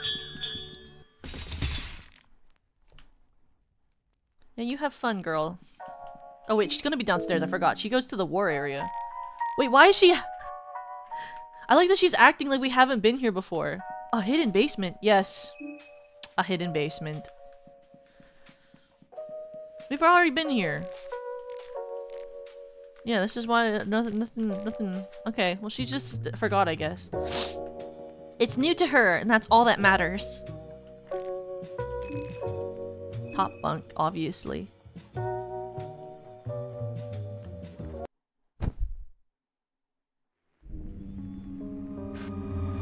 There's Levi. We let him die last time. The tower. Head to the tower. The one under the pale hue of the moon god.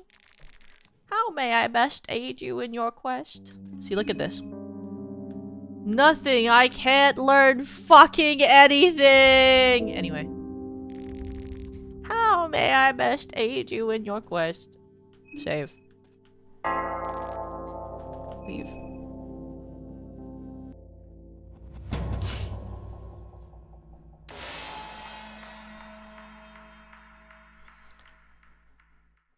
Okay, now it's day 2 so we can go get Dawn. Because we want to get Marina too, but I don't think we can get her yet. Marina recruitment.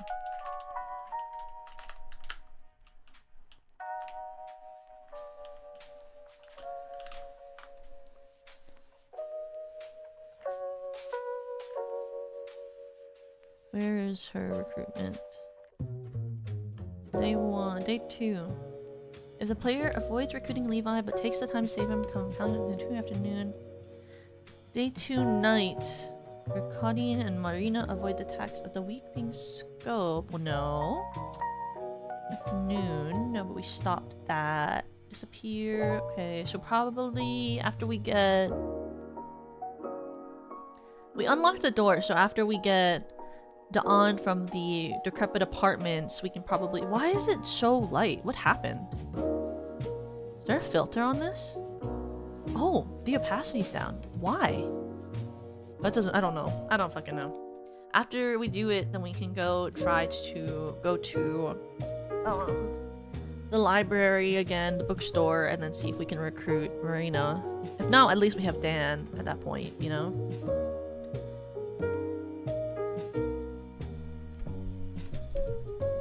Now that we have to walk everywhere in the sewers.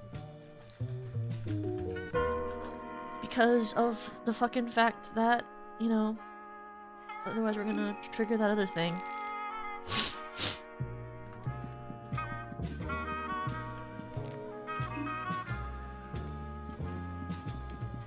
Oh fuck my dick.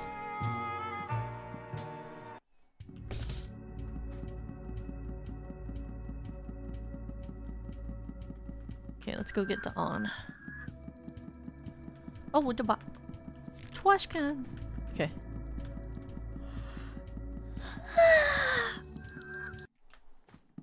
Can you imagine, like, there's a glitch in the game and I run over one of the tiles in here and it summons a second mob and then I just want to cry?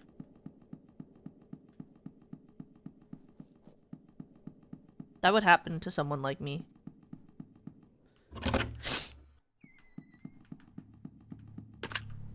Oh, and it's locked now.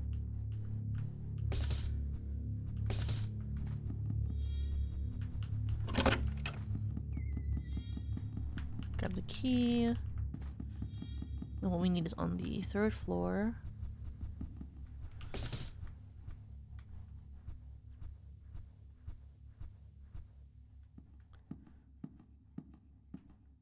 And after we get our rest of our party members, we can go to the orphanage.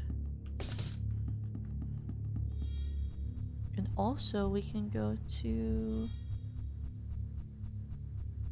That's where the first one that we need, the first, It's the orphanage, and then also at the, We got the other FG, right? We did that last stream? I thought we did. I was so sure we did that, right? We got We got the church effigy. Yeah, the church effigy. We got the church one. So we just have to get the one at the orphanage. And also, oh, where's the third one again? There's the one underground. We have to fight Moonless. Is there one over there? I forget where the last effigy is. We'll figure that out. As you can see, I'm really good at this game and stuff, so... Hi, Vinny!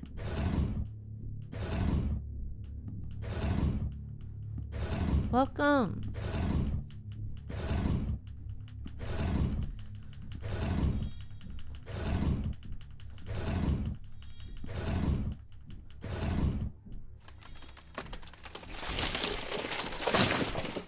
Good! Good! I hope that you're having a good day too. Oh! And there he is! That sign on the floor, do you know what it means? It's the sign of sulfur. Why is the chat so quiet? I don't know. I've never seen it before. What are you doing here? I've been following a trace that led me to this house, to this sigil. It's a sigil I've only seen once before in my life. Well, Vinny, let's not be mean to lurkers. I think there's nothing wrong with lurking during a stream. But I have no idea what it represents. I browsed through the raving documents of a man who used to reside here. Most of it was illegible, but from what I did understand, he was preparing a ritual to an older god or deity or whatever. Like the sigil, this ritual is to something I've seen once before, but have no idea what it all means. It's the sign of sulfur. I wonder if the ritual was complete or not. Where have you seen this before? You shouldn't ask things you don't want answers for. Well, I would be totally open to you trauma dumping on me and telling me your whole life story if you were just be so kind. It's not really a cheery topic, so let's save it for some other time. No use moping around. I could have used for company. Would you mind if I joined your party? I like this one. Sorry, there's somewhere I need to be. Can you imagine? You're like, can I hang out with you in the world apocalypse? And then the person's like, sorry, I've got somewhere I need to be. Like where, girl? It's an apocalypse! Sure. Great. We really don't know each other, do we? I'm Dawn. I think his name's pronounced Dan. But I have always just given him the name Dawn. I don't know why. Equip. Don't use a fuck-ass scalpel. Let's give you a real weapon. Iron officer sword. Take the officer sword. Install him. Silk vest. Let's give you... Here, wear the dead boy's army jumpsuit. Hi, Fruity! It's too hot, send help. I pray for you. Hope that you get air conditioning. Go on.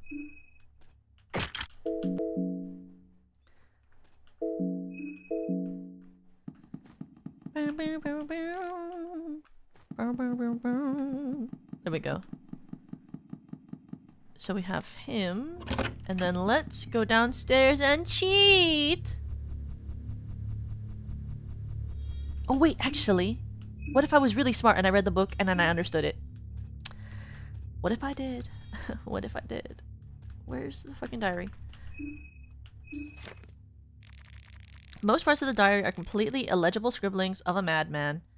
But towards the end, the text become more lucid. Dream of the moon, the sign. The city is in upheaval. Fools, they don't know what awaits them. The moon is of no value to me, but it is a mark of a trigger. The time has come, and so has he. Wait, why am I saying this like I'm actually reading a book instead of being a madman? The moon is no value to me, but the mark of a trigger. The time has come, and so has he! That's so stupid. Anyway. As you are my witness, I am ready, my lord. I have gone through this, and 1,000 times in my head. The first blood. The one who talks only to her plants. Okay, plant. His puppets will bear witness. Plant puppet. Third blood. Foolish braggart who just moved in. Plant puppet. New. Plant puppet new. The fourth blood and final sacrifice. The girl who keeps me up at night. The songbird that utters her last whispers. Plant puppet new songbird. Okay. Plant puppet long new. Plant puppet plant. Which one of them is the plant one? So this is the songbird. So this is the last one. Room 6 is the last. 6 is the last digit. Is this the plant one? Is this plant? I feel like this isn't plant enough. Plant, puppet. So 6 is the last one. Shut up. 6, 7. 6, 7. This has a lot of plants. Okay, so it must be this one. So the first one is 2. So it's 2. The last one was 6. 6, Evan. Plant, puppet. New songbird. Oh, I'm not even on the final floor. That is so funny. Forgot I dropped down a whole floor. So 2 something something 6.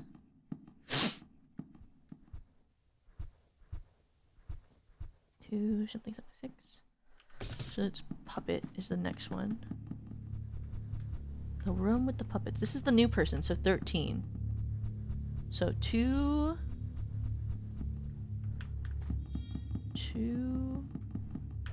11 2 11 oh 2 13 11 6.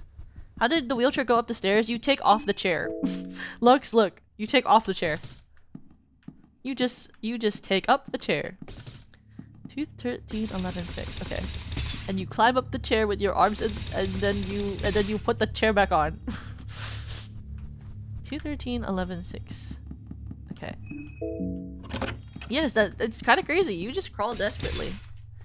I don't know who's carrying the chair for you while you go up, since wheelchairs are so heavy, but someone is. 2 13 11 6. 2 11. Oh, sorry, 13 11 6. Fuck my dick! How did I do that wrong? What did I do wrong? There was the person I thought was new, not new. How did I do this? How did I do that? Okay, let me do that again. Okay, I'm gonna go in the order. I'm gonna find them all in the order. It's the plant person. Maybe the plant person is the wrong one. Like, is this not the plant person? Like, are we sure that this isn't the plant person? Look how many fuck-ass plants they have. Is that not enough plants for anyone? Oh. Haha, look.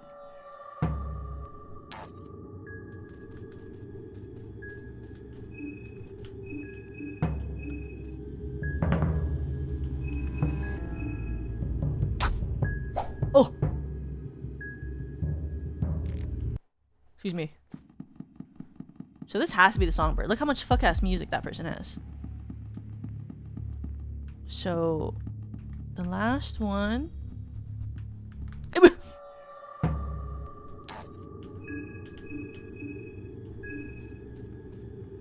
I know for a fact on this creature, you don't want to do the body because I think, no. Actually, no, you want to do the torso, I think. It is a torso. So this one is, we know the last number is 6. And the first number is 2. Last number is 6, first one is 2. Oh shit! Her mind is so low. You're right.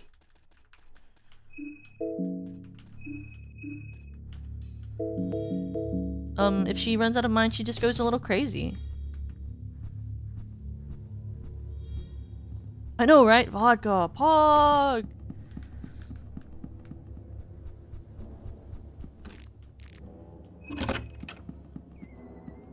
Like, is this not the new for someone who hasn't even moved in yet?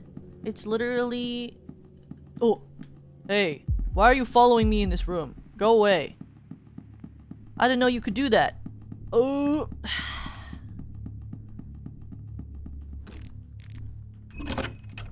That has to be the new guy, right? Or is this the new guy? Oh!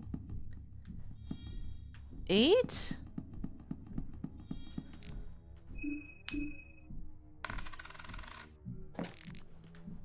But also, like, it has, like, a table and a TV. Would that be 08? No, but that would be 8. Hi! Hi, Emily! And then... Yeah, it would leave me with a missing digit. And then 11 is... For sure, this is the doll one. Like... Unless I would type it in, like... differently, right? 11. I feel like it has to be this, right? Maybe it's the order I talked about the order wrong? Let me read the book again. I can also look it up. But... I always look it up. What if I didn't look it up? Okay, what's the lore of Termina? I've seen everything about the last 2 games from Pyrocynical videos, so there's no need to describe those 2. Last 2 games? There's only 2 games! There's only 2. There's the first one and this one. So, plants is 1. That's 2. Second Blood Puppets. Oh, was it, so it was 2, 13, 11, right? 11 or 8. And then... Songbird.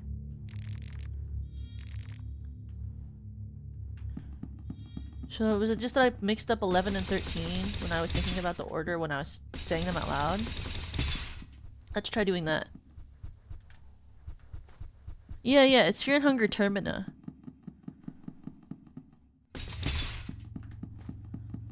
This is number 2. This is number 2. I wish there was a third one. That'd be kind of sick, cool, nasty. So maybe it's this?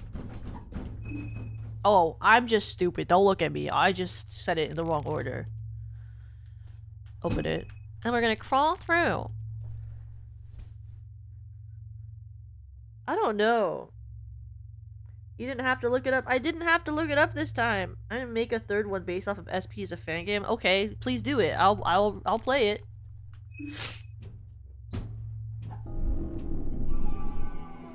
Look at this bloody little canal. I'm gonna put my hand in it. And another one. And another one. Another one. Yay. I know, you just sometimes you'll get money for putting your hand in a random hole. Holes in the wall of your body. Let's try doing it again. Wow. It is a little sussy since one of the walls I put my hand in the wall and then I got a white vial. Kinda sus if you ask me. A white vial for putting my hand in a hole. Oh my god, this background music is so crazy. Isn't it just so loud and obstructive?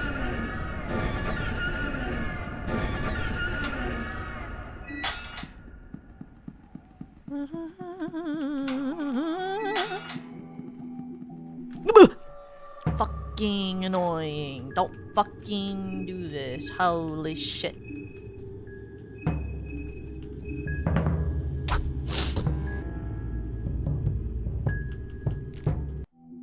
Excuse me. Excuse me, I'm really fucking busy. Please stop following me. Fucking annoying.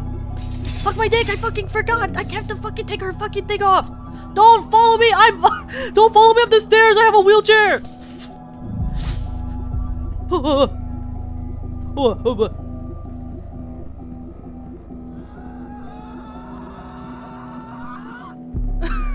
I'm like, I think it's a little unfair when you try to follow me up the fucking stairs when I am literally in a wheelchair. Oh my god, I forgot there's no upstairs!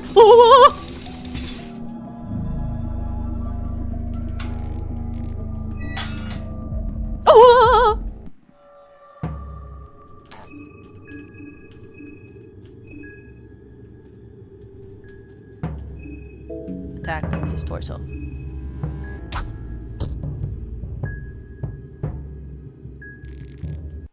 Excuse me. Excuse me.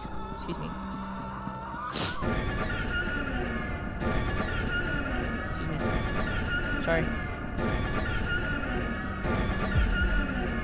There it is. The sign of sulfur. Can I have that? The fellatio.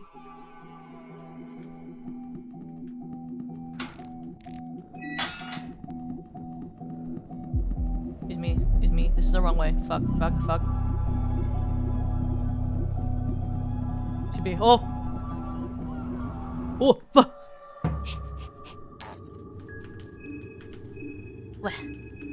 Excuse me. I'm really busy. I don't have time to battle you.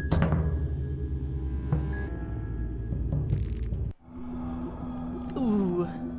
Oopsie. I hope the neighbor shits itself. I don't even know if it has an asshole, honestly. Look at its face. I mean, that's got tongue and everything. Does it even eat? It's kind of like anteater-like, but also not. All we needed was the effigy. Now we can go back. And throw ourselves back through the hole.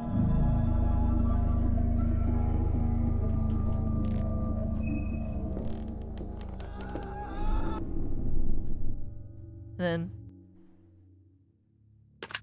it opened.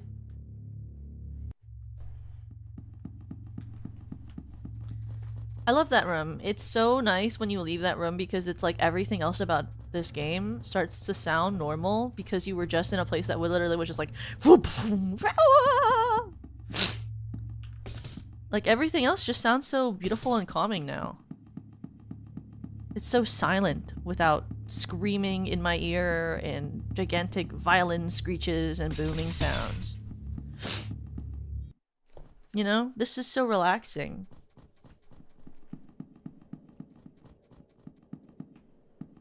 Do you mind catching me up on what the story is so far and what the goal is? So I just got the fellatio effigy. Now the next goal is to go to the orphanage. Well, technically, we should go back. I would go back to the main part of town to see if, when I go to the bookstore, if I can recruit Marina, who is the fourth person I want to recruit to my party. If she's not there, then I'm gonna go straight to the orphanage and kill a bunch of monsters that used to be kids. And then go to the other world and grab the next effigy because I need 3 effigies so that I can unlock a door in the church so that I can get to the right area so that I can battle a Yellow King, who's this guy who's actually a character in the first game. And once I battle him, which is like the worst battle in the game, then I can battle the new god, Logic, who is, even when you beat them, you basically don't win because you become a part of them. If I was gonna get the other ending, I would kill all my friends at the last second in front of the tower, learn a bunch of moves, and then fight the actual other boss, who is the guy that I always see who offers me learning new skills at night, Perkele. And then after beating Perkele, who's like a minion for the god Rare, who's the Trickster Moon God, then I would fight the Trickster Moon God, Rare, but then like I don't really beat him. It's like just the ambience of what's left of him on this mortal plane, because he's actually like not even here. That's just like the essence of him. And after that, I would basically win the Festival of Termina, and then I would have a different backstory ending that depend on the character, where it's basically just the person moves on with their life, but they end up with like trauma that follows them for the rest of their life. And that's all that happens if you do that ending. Is you defeat Perkele, you fight the rare moon god, and then they tell you that the end of your story is that you move on with your life as the only survivor out of like 13, and that you're traumatized for the rest of your life, and even though you do all these other things and try to move on with your life, you are still haunted by everything that happened to you that night. And it's awesome. I know, such a beautiful game. It's so happy and filled with joy and whimsy.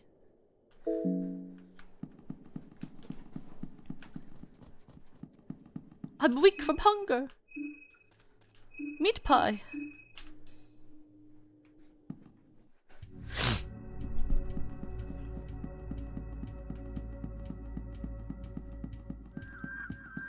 If I made a font based off of you, what would you want it to look like? I wonder, there's like a font that I really like that was made by someone who makes fonts for VTubers.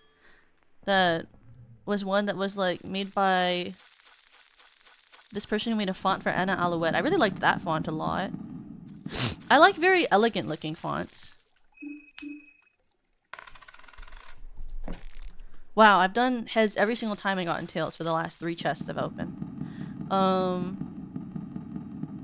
But I like things that have like kind of like diamond shapes in them. Like, you know, like the 4-pointed star. Maybe if it had something like that in it. I'm trying to go the other direction. I don't know why I walked the other way. So true. If I was just flipping my heel, I'd be getting heads all the way. Ooh.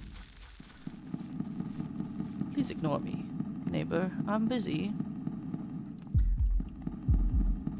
My thing is on this side. Did that just come from this direction? I would forget. I'm someone who would forget. What is that? Oh, he's literally he stalked me at the gate. Fuck you, fuck you.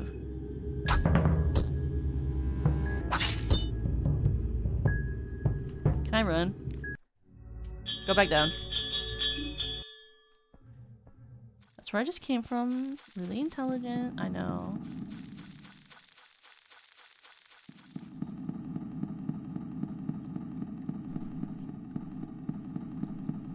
This is so awesome. Okay, so the goal is at one of these points.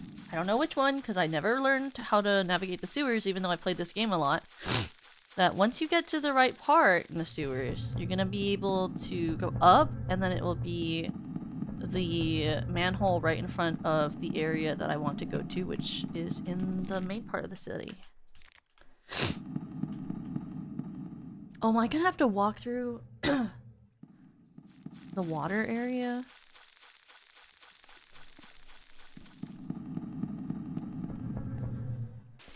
Yes, I will. Ah, that's so beautiful. Sheesh.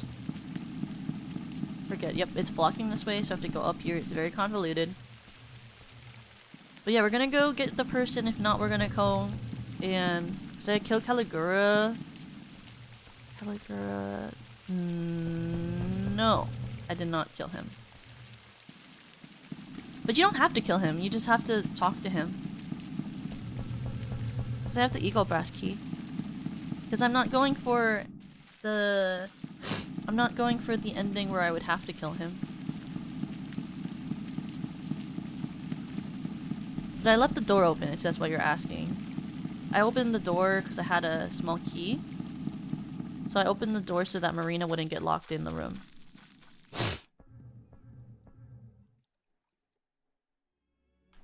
There we are. Oh, I'm on the wrong side, I think. Oh yeah, I can't go this way because then I'm gonna have to go around the other way and then I'm gonna summon the fuck-ass thing. Is it true that if you touch that bird, it will summon the skull, the Gold Brothers? I've never touched the thing because I was playing it once and my friend told me that if I touch the crow there, it'll summon the gold bros. Is that true? Fuck my dick. My mind.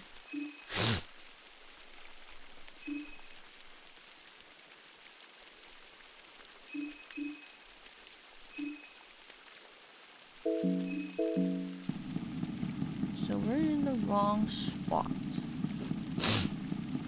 I want to go to the other manhole. I think.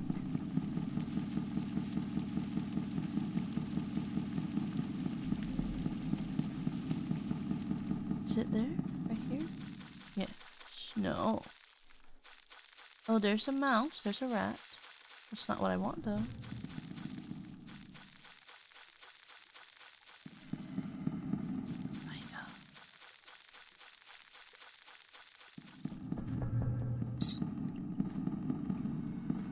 What is he running towards? Where is the manhole near this? There's a manhole near this, isn't it?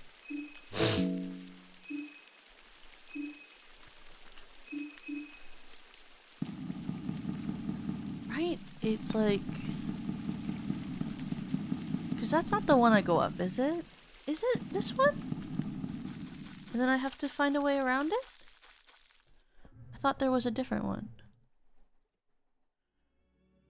Oh, I haven't played in like 3 weeks. Can I just walk this way? Oh, I can. See, it's this easy. I'm just stupid. Don't look at me. Oh, fuck my dick!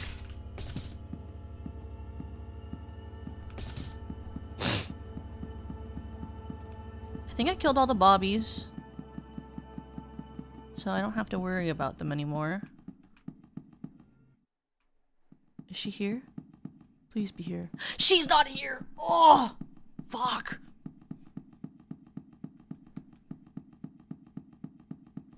Fine. Fucking annoying. And I can't go this way. You know why? Because if I go this way, we're gonna trigger the fucking death mask!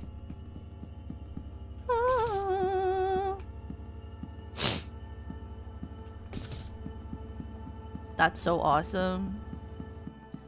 Well, let's try going to the orphanage.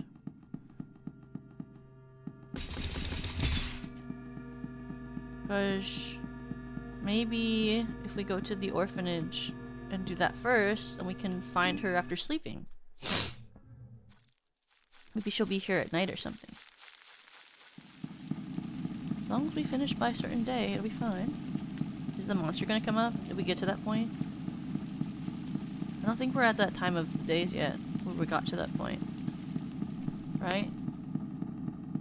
The sea monster's not gonna come up and attack me at the shore, because we're only at day 2 morning. It's fine, we can probably take on the orphanage with only 3 people. But I would probably want her help in order to take on a moonless.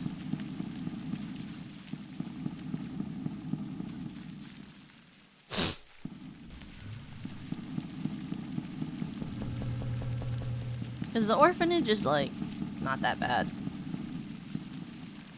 Just got a bunch of little monsters to kill.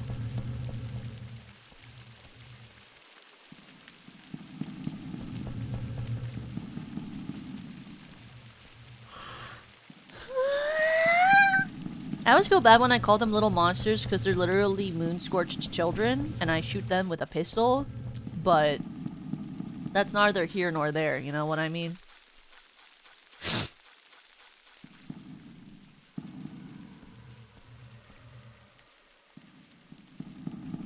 I just hope I remember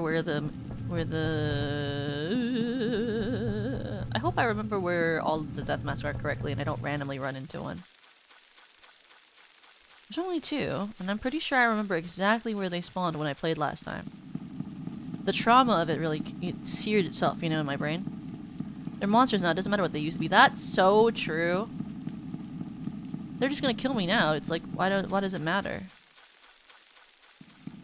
Nowadays, they're just gonna kill me. They're not even human. They're monsters now. And then he's gonna run here. Okay, what if I hit your hand? What if I hit your hand? What if I kill it? What if I get rid of it?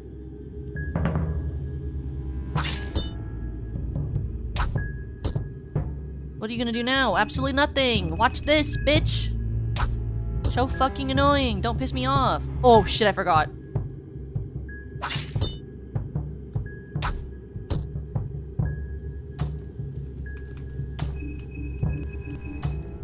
It's fine. I'm fine now.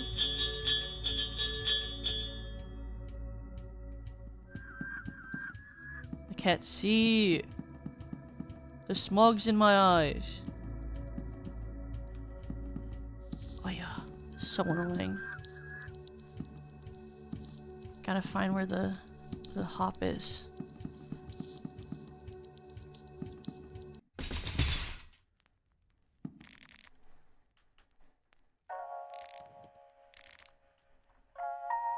It's just so annoying. Please get over this fucking ailment. Oh, wait, does it fully blind you? It does. Oh, I've never had this happen to me. It is so over. I should have saved. This is so annoying. I didn't know that the fucking collar could use black smog. This is so fuck-ass annoying. I'm gonna jump. Well, actually I am, because I'm gonna do this. But at least I know I don't have to go back.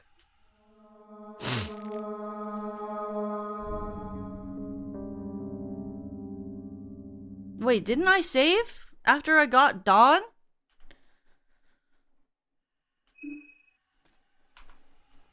I did not save after I got Dawn. It's fine.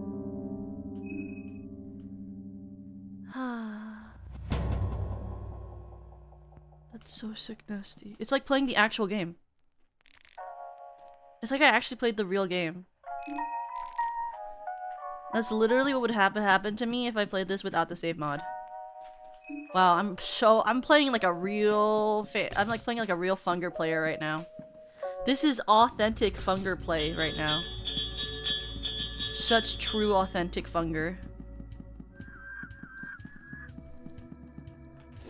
You want to see someone actually play Fear and Hunger? Well, watch me. Authentic Funger player who only plays the real game with no mods that make it easy.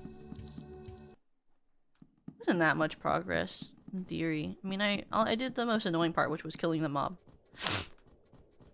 And it's literally gonna be the same code, so it's 2.13.11.6. I don't even have to go to all the floors. Or sorry, 2.11.13.6. One of the two. I'm gonna do them both and I'll figure out which one it was. Oh, actually I do have to go up because I have to get to on, but that's really easy. Let's go grab him. Dawn, I'm coming for you. Come here. Dawn. It's me.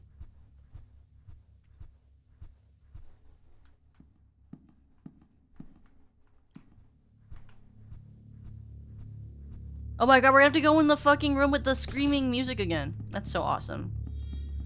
I like playing this game a lot. Okay, where is he? The third room. Third room. Grab the horse.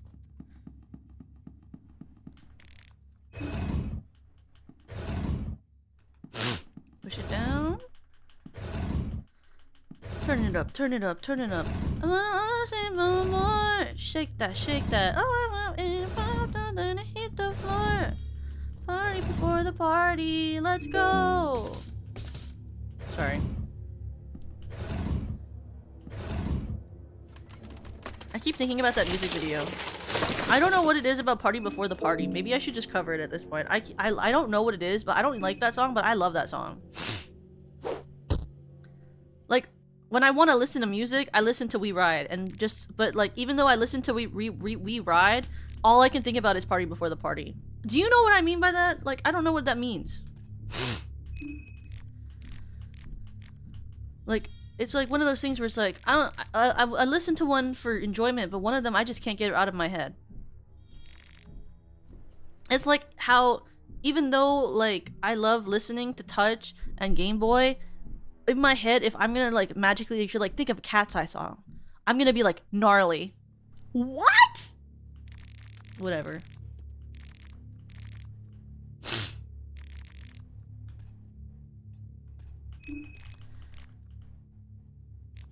Perfect princess Nepo babies.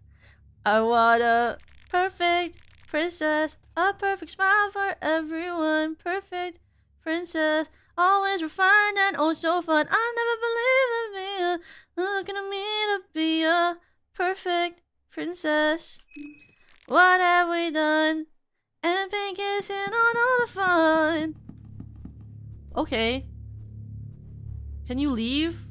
Go away. No one wants you. Fuck off. Loser.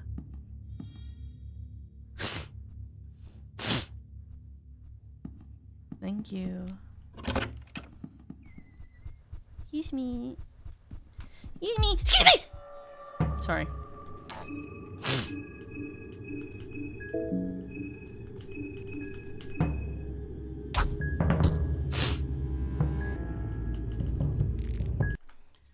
Excuse me. Ignore me.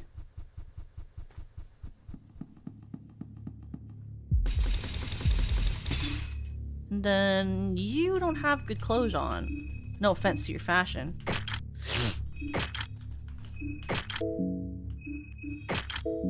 Oops.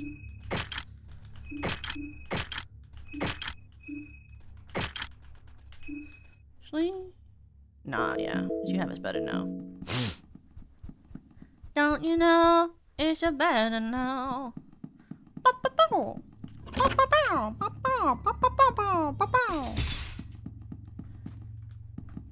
Imagine if the what weepies lowercase I and J. That'd be so cute.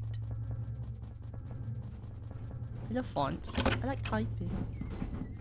3, 2, 1, 13, 6.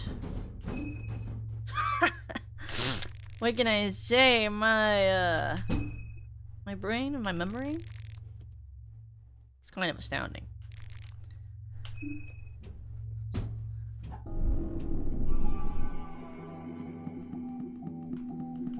Stick my hand in. New gacha, small key.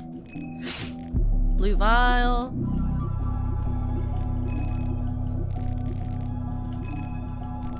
Pipe. Ooh.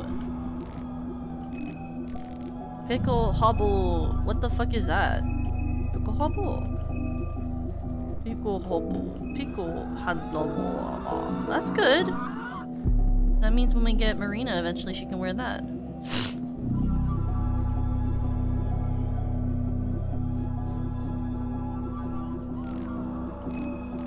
White vial. No matter what, when I go inside the hole, there's a white vial waiting for me, I guess, huh? Kinda crazy. Oh my god.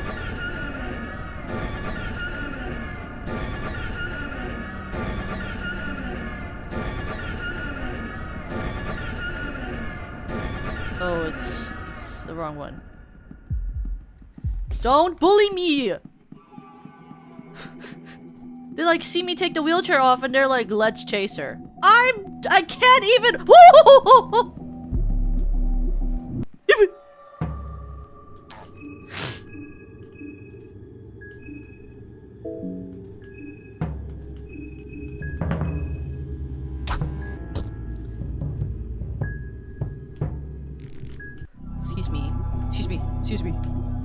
Excuse me. I'm busy.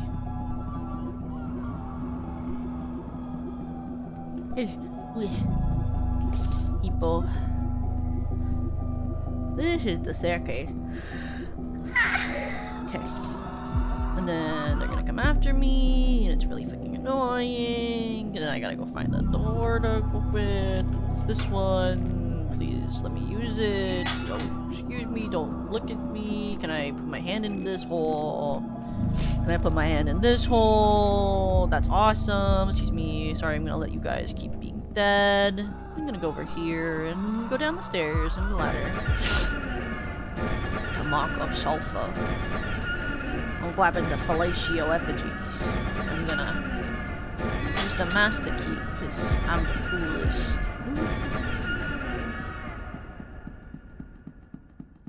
Oh. Okay. Then I'm gonna speed by. Excuse me.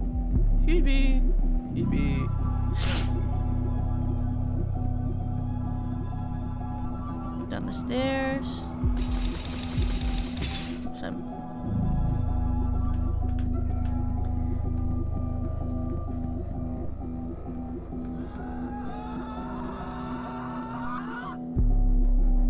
then finally we get to go home. And then because I know I can't get Marina yet, we'll just go straight to the orphanage.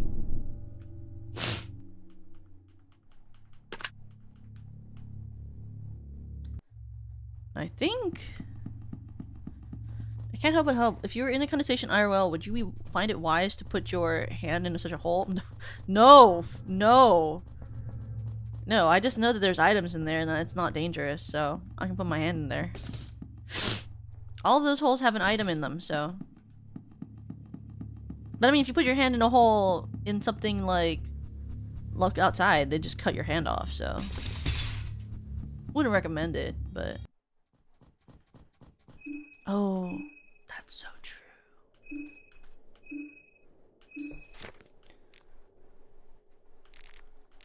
If the hole has a tiny sign above it that says, I don't bite, well, that's even more suspicious. Let's take a chance. Take a break and break away. Out of the darkness and into the light. Officer sword. Heroin? Yeah. Shotgun shell? Yeah. Okay. Unlock this. And then we're gonna put on my pistol. Look at my pistol. Pistol.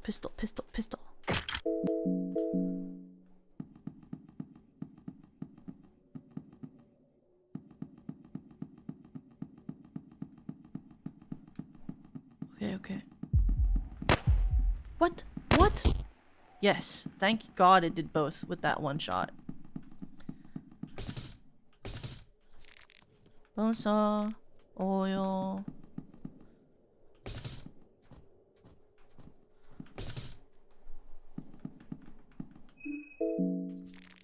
Dirty toilet paper. Green herb.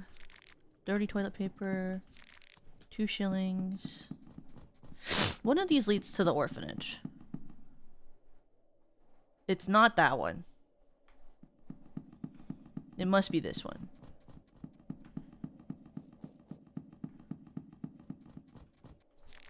Mushroom stew. Chapter are you on? This game doesn't really have chapters, but I'm like around halfway almost through the game. I'm like still holding my breath as if the mob's gonna come. I walked in a fucking circle. No wonder this building looked similar to me. It's the fucking building that has the fucking area near the thing. I was in the right area. Should have kept going the other way. Okay, actually this is the right direction. I just don't remember walking in it.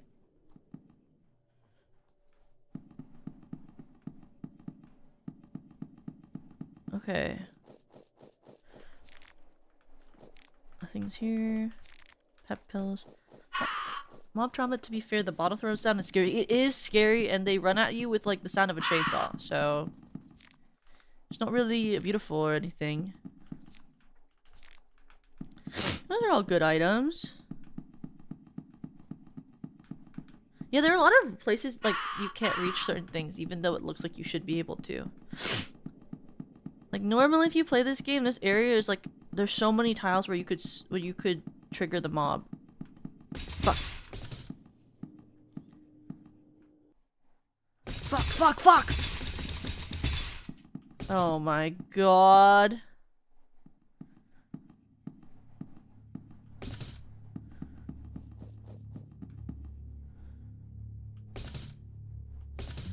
Hi, Rex! Welcome! Oh, I found another death mask. That's awesome. But not like the actual one. Just an item. How are you? I've been streaming on Twitch and YouTube at the same time for a while now. Oh, we're in the back alley over here. Okay, I should just change my item for a bit. For like a month, I think, right? Guys, like around a month? Or a little bit longer?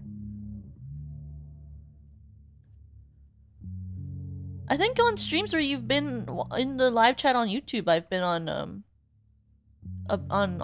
both sides. Yeah, I'm happy I'm able to start doing it. Don't mind me stealing your first batch. No worries. I'm happy that you have one. I'm so happy I can walk around this area without worrying about triggering the mob. It brings me such joy. Oh yeah, Mabella's mind is low. Here, have a beer, why don't you? I wonder if Karen is here. Is she here today? She would be like... Oh, I can get my necklace. Oh, yes. Necklace. Lore. Yeah, the beat in that area is pretty good. Okay, I'm gonna go... Where is it in the Gazette?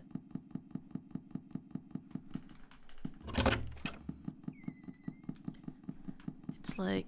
Is it up here? Oh! This is the part I take up my screen to the max just to see the landmines. Oh yeah, there's so many landmines in this area.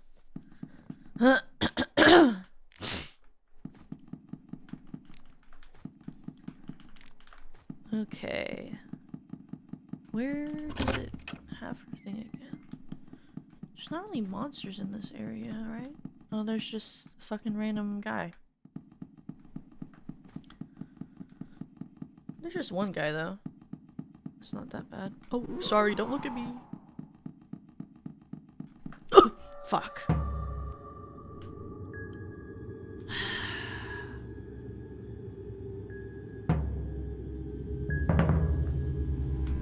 Tails. Oh, wow! That's awesome! Sheesh! Hi, Freedom! Welcome! Hi! Fear and Hunger. Yeah, we're playing Fear and Hunger today. Wow. You should have seen my amazing luck. I just did 2-coin spin and then immediately lost.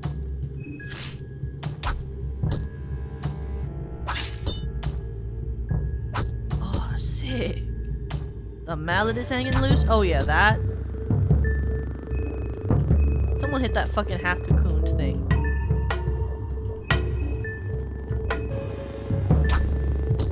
I hope you had a good stream, Priam. What were you doing? Were you playing more, what do you call it? Were you playing more of the, Were you playing more of the fighting game you played last time? I had to be here for a raid, but now I have to go to bed. Have a good sleep, Rex. Have a good sleep. Thank you. Drawing? What were you drawing?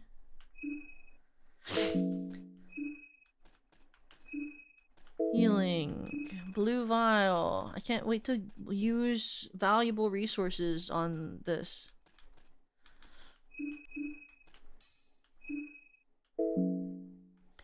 I was drawing. I went in with no plan and I drew Moomer since it's been a long time. Ooh, yippee! I'm happy you're able to draw Moomers. When was the last time I fucking saved in this game, guys? Was I far? Was I close?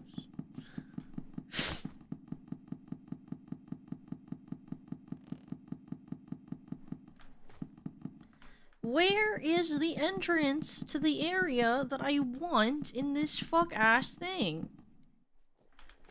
What? Oh, there's Karen. But I know that it's in the Midnight Gazette area, ain't it?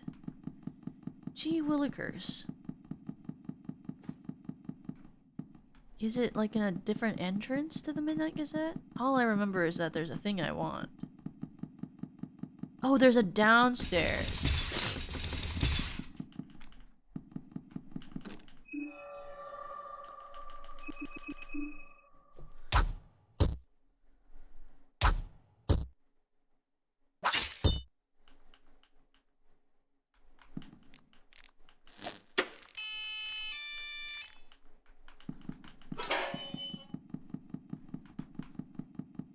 And I want to go...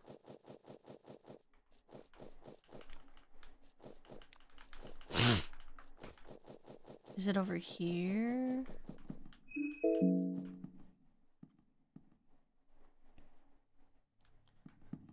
And then is it this way?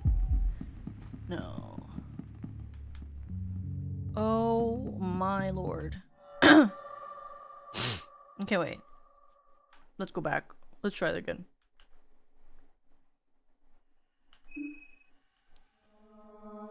Let's try that again.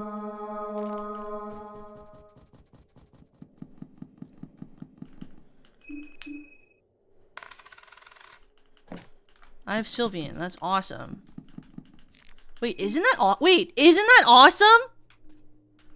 Wait a second. Hello?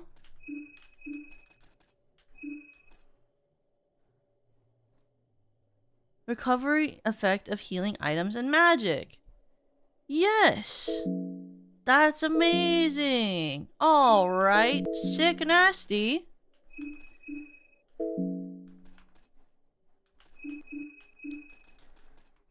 Oh wait, I already have the one-winged necklace. No, but I want the other one-winged necklace. Yes.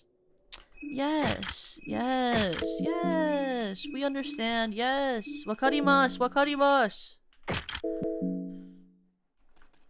Okay, this makes so much sense. Yes. Yes. Wakarimasu.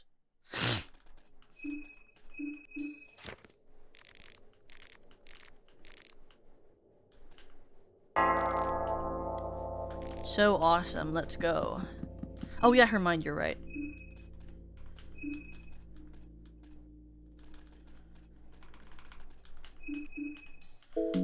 Okay, wait. I will be right back and we will continue this in 1 second. But I will be right back. Okay? 3, 2, 1. Toka-kun!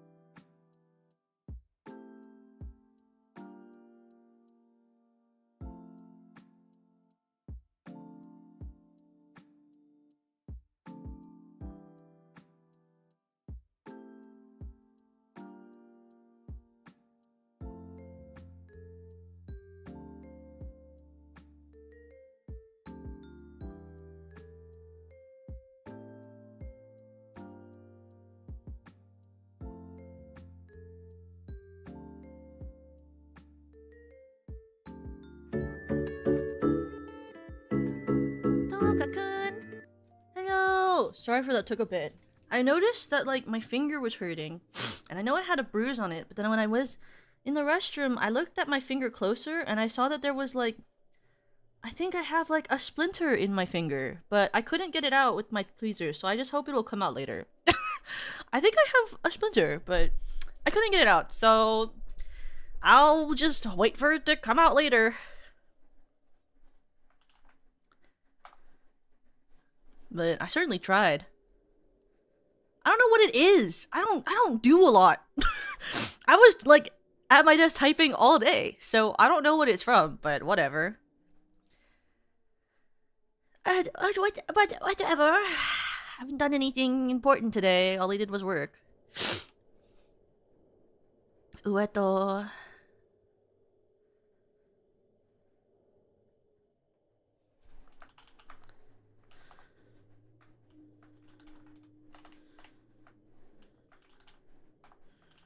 One second, I have to type something to someone.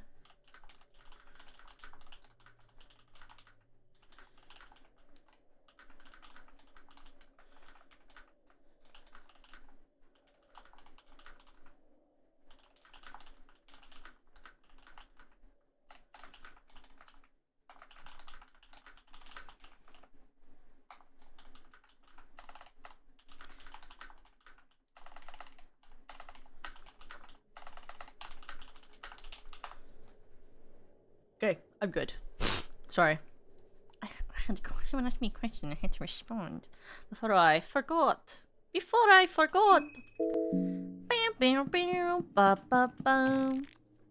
Ba, ba, ba, ba, ba, ba, ba, ba, bum, bum, bum. Ba, ba, bum, bum, bum, bum, bum, bum. Oh, I forgot my pistol!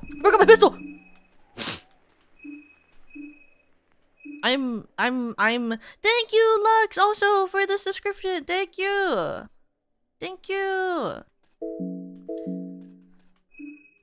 my gosh. I'm literally the dumbest person. Okay, shoot the dog. Oh!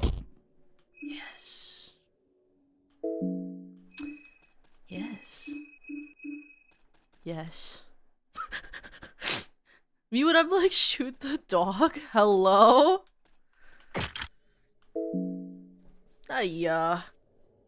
It's a crazy dog, though. They just became fecal hounds, you know? Would you want your dog to be a fecal hound? Fuck! You know, I feel like, isn't it kinder at this point, you know? If they're a crazy moon-scorched thing? They ain't no cute baby boy anymore at that point.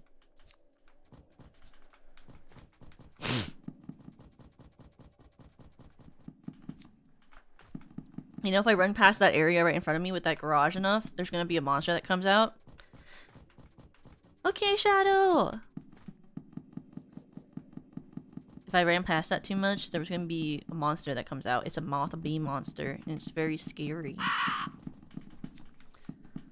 And I've never fought it, because I've always avoided the fight. But it warns you before. It gives you a little tappy if you annoy it for a second. It's like, fuck you. And then you're like, oh, okay, I will stop fucking around. And then if you keep bothering it, then it comes back.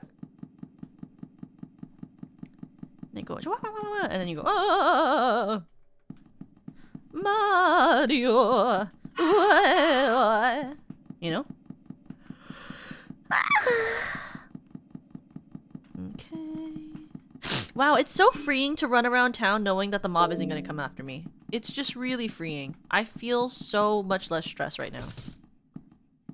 I should try to kill the mob at the earliest convenience every time I play this game.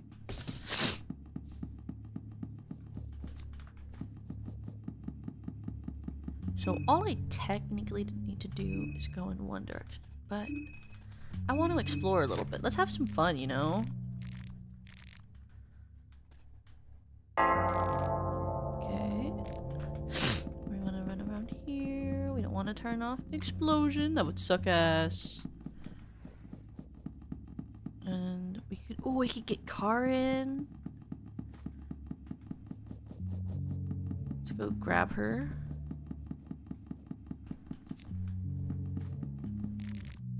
Tag along.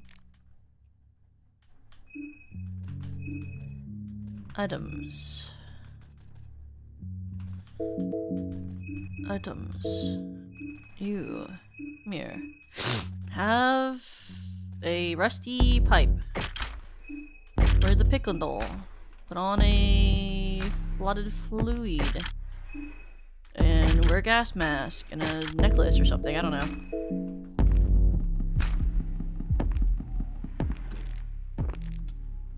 Oh yeah, and she can lockpick! Ah. Beautiful. That's beautiful. That's bloody beautiful.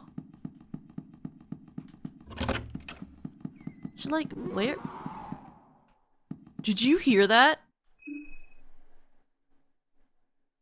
Wait, did you hear that? Where it went like, wow.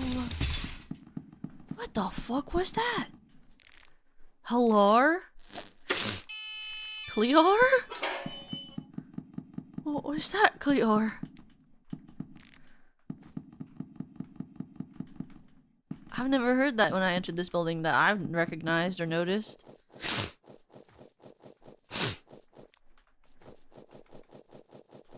Well, you're not hungry yet, and stop doing that.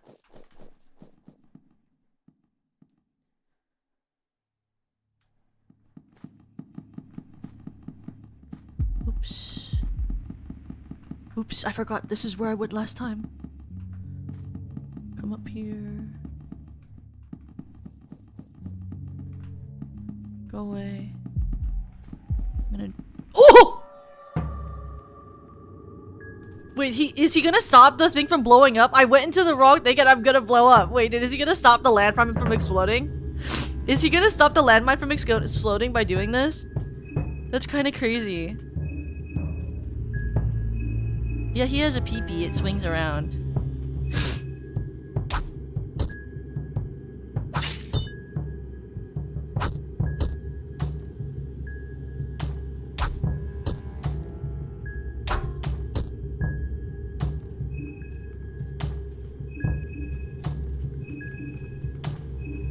Yeah, his peepee's really weirdly shaped. It's kind of funny. Oh, he's slamming with his peepee hand. And then his peepee is hanging loose. Oh my god, is it gonna not blow up because of that? Wait, that's so funny. Him attacking us stopped the triggering of the bomb. That's kind of awesome, honestly. There's so many landmines right here. Oh my god. Okay. Oh, there it is. There it is. Yes, yes, yes. The door doesn't budge. Okay, fuck you. Those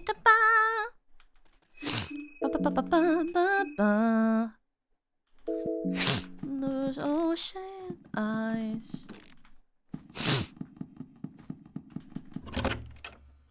There we go. There's her sister. There's Olivia's sister. Look at it. Look at it. Lore.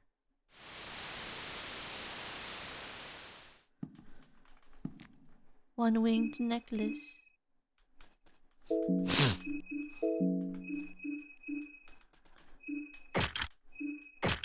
Wait, can't I combine them or something? I thought I could.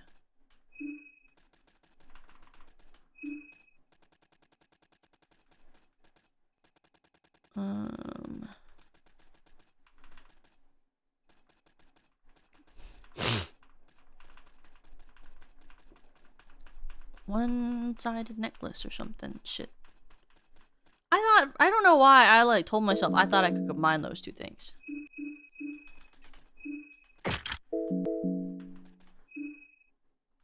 Is it in crafting?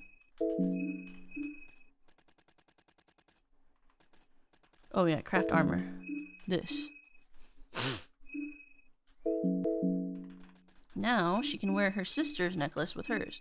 The blue noctuid necklace. It's combining the two wings into one, makes it a complete moth necklace. The necklace emits a special aura that protects from otherworldly. Aura that only manifests when one is low on health. Isn't that so sad that that person we saw that faded away was her sister? And she's the one who's been like guiding us around. And they both were carrying their side of the butterfly moth necklaces. It's unfortunate what happens to her sister, but also it makes a lot of sense in Funger world.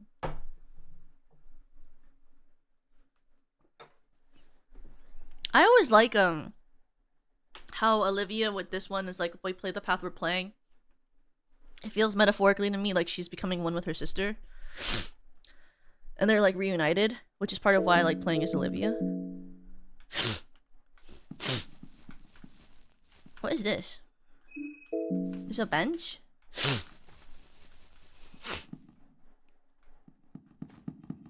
But that's like the only reason we did that. There's no other reason to come to this area.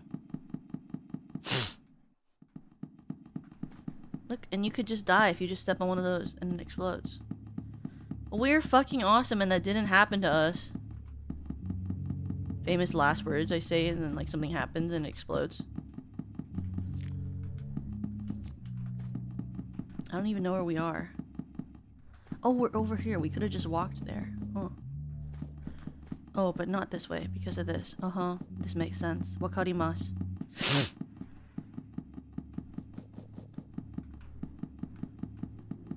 This makes sense. Wakarimasu. Wakarimasu. I understand. Okay, I'll go back down.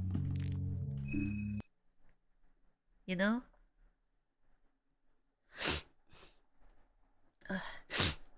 My nose. Is it true that you guys like start to tune out my sniffling? Because when I look at my VODs sometimes, I'm like, what the fuck is wrong with her? Sometimes when I watch my own VODs, I'm like, what is wrong with her? The white noise sniffle. It's like the screams in Funger when like we're in that screaming area. Oh my god, he's chasing me and I didn't even notice! Ah!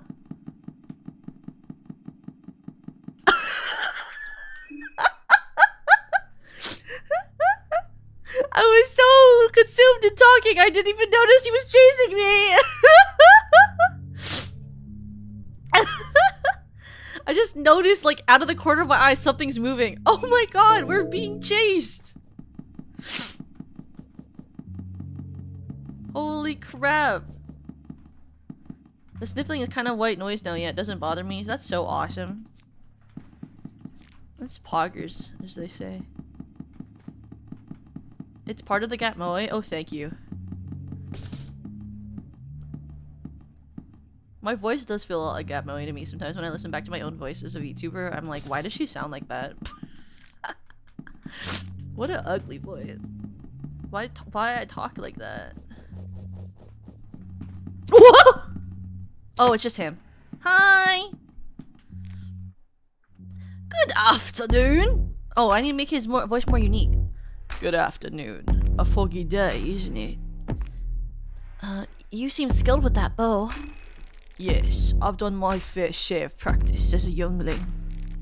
Didn't know back then all these blisters in my hands would be worth it in the end. To be young again.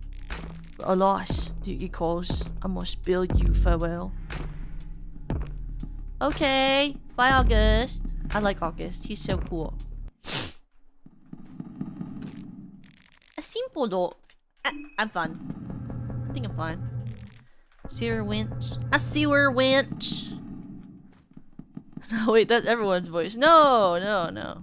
It's just me. I have ugly voice. It's my problem. Oh shit, my dick. Can I interact with this thing? Can I interact, please? Force it open. Ooh. Oh, she can't attack because she's not in her chip. Okay, just throw something at it. I hadn't considered this to be an issue before. I don't know. She doesn't have an attack skill either. Ooh. Discard.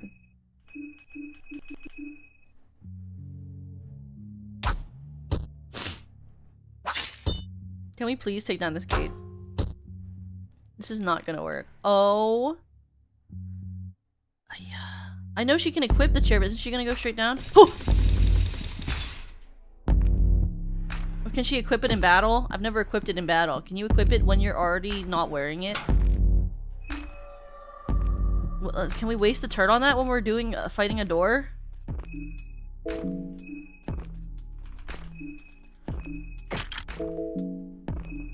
I don't think it works like that.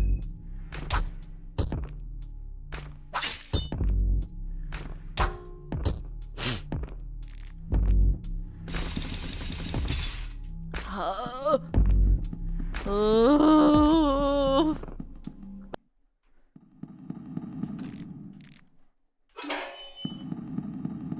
Like, what? Oh God. What do I do?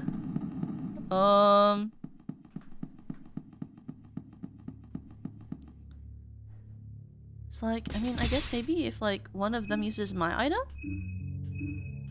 Like, maybe if I take the rusty pipe and you take pipe wrench and you throw the— oh, no. But only one can throw a pipe wrench is a Bella. What do you have? You have one already. So let's do your skill. Fuck.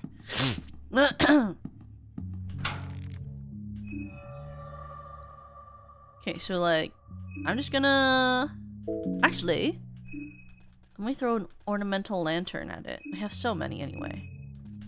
Wrench toss. Not that. Not that. Oh, I could heroin, that's true. Let's try that next time. Actually. But that takes a turn, so it doesn't even matter. It takes a turn. Anything that takes a turn we can't do.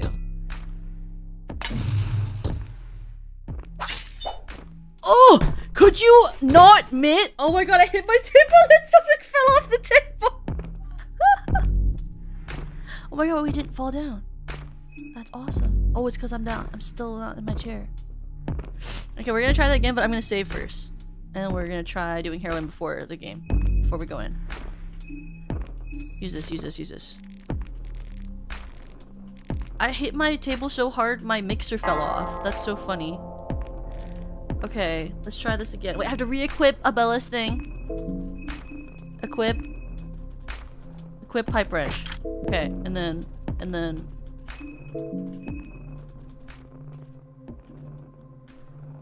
where's the heroin?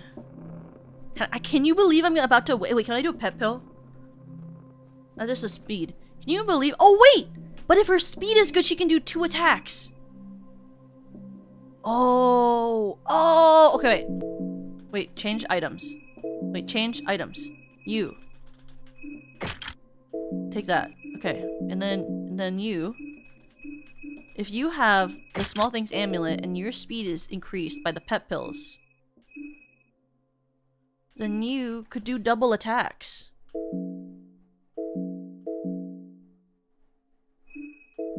Does that put you at like what? What is the max for the speed?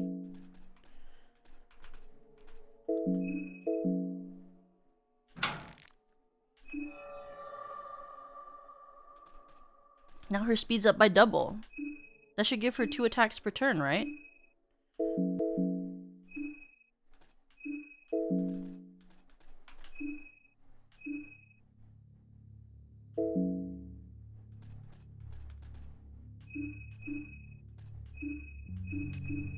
Dawn.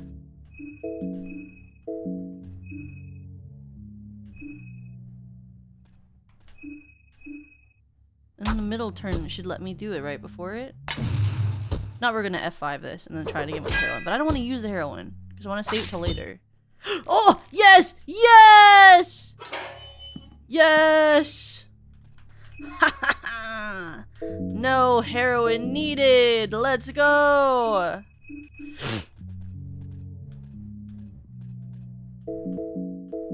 What could I say? I'm just a little fucking smart.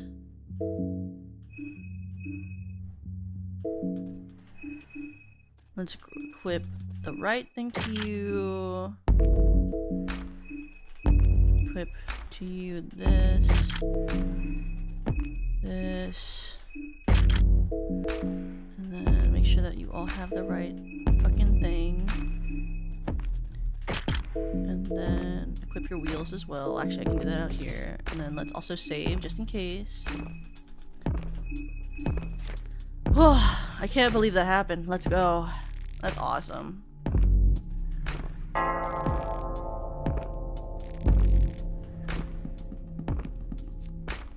Because this one, you see that coffin? So many playthroughs of this game, I have had the death mask show up right here, which is also pretty convenient. But I know the 2 death masks locations for this save, but I'm still anxious, so I'm gonna save anyway because I'm just so used to having them just show up here and it being the most annoying shit ever.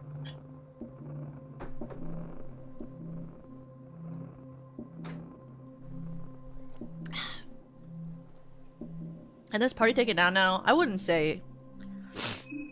I would say if we had rot, maybe. I don't remember how to get rot. How do I get rot, actually? How do I do that? Rot is such a good skill. And also, maybe a couple of fire magic.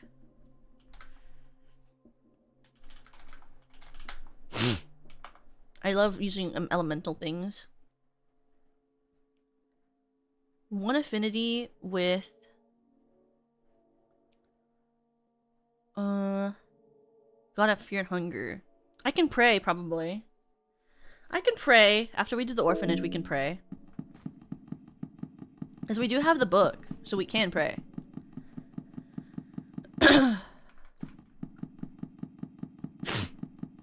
What's a DOT? Oh, Dr. Keffer.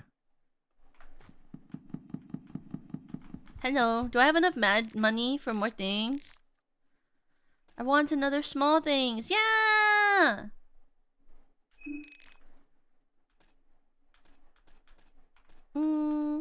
I'm okay for now.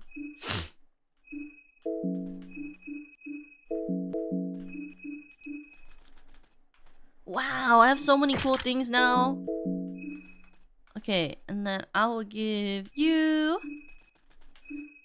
I have Sylvian 4 now. Oh, wait, actually. You? Give me this back, you fucker. You're the only male on my team. I have to treat you a little mean. And then I grab the 1 blue vial. And when she wears the Eye of Sylvian, it's a better heal. What can I say? I read the fucking description.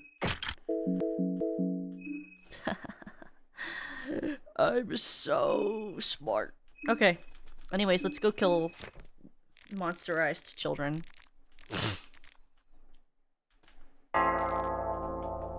When I find Marina, I'm gonna send either Dawn or... Actually, I'll send Dawn, because Karen has the thing where she can just open doors, and he doesn't provide anything of use to me, really.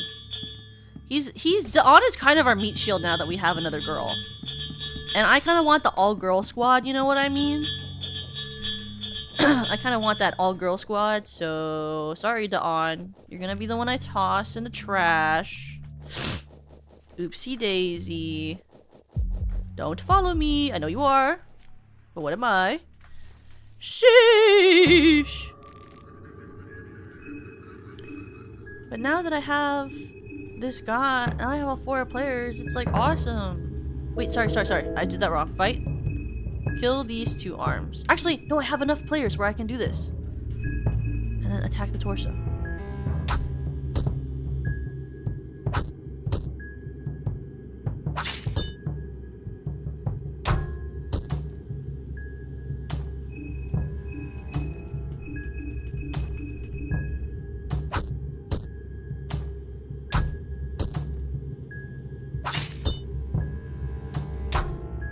Now, he's gonna grow all his arm backs at once, but you need 4 players to do this. You can't do this with 3.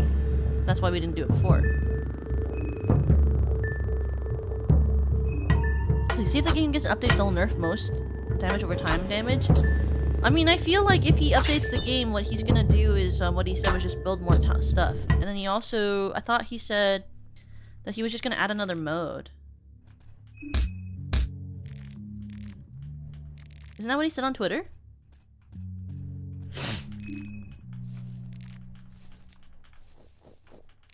Or maybe I'm outdated on his Twitter. That's what I remember from the last time he talked on there about it. Have a good night, Daniel! I was really excited for his update because he had the whole thing about doing more backstory stuff and having the fishing mini game and also adding that clown area in the back, which looked really cool. This is how we're gonna have a bunch of head. Aw, shit. Tails! Yippee. 4 shillings, chalk. We're gonna get a lot of heads from here, right, guys? A lot of head. You ever get a lot of head? I'm really funny. Everyone laugh and say that I'm really funny. Sorry, that's a very Perry thing to say. Oopsie.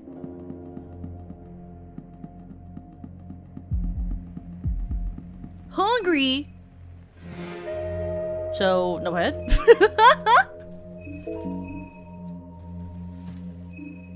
Haha, you're funny, Toka. Thank you, Taro. Thank you.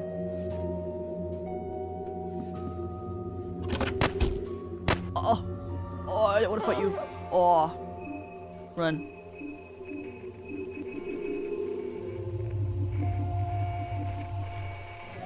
Excuse me, excuse me.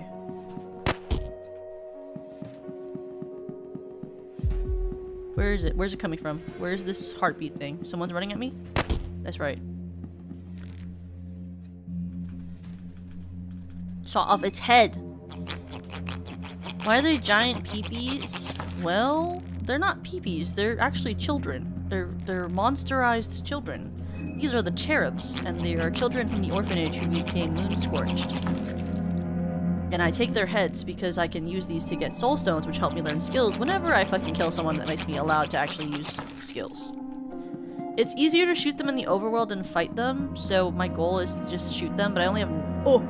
Shit! I know what... Fuck, no! I don't want to deal with this! Run! No, no, no. I don't want to deal with this.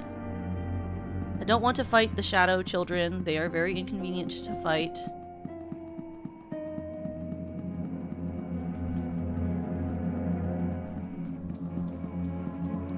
Oh, tails. Yes, holes in the floor. Hi, Shadow, welcome back.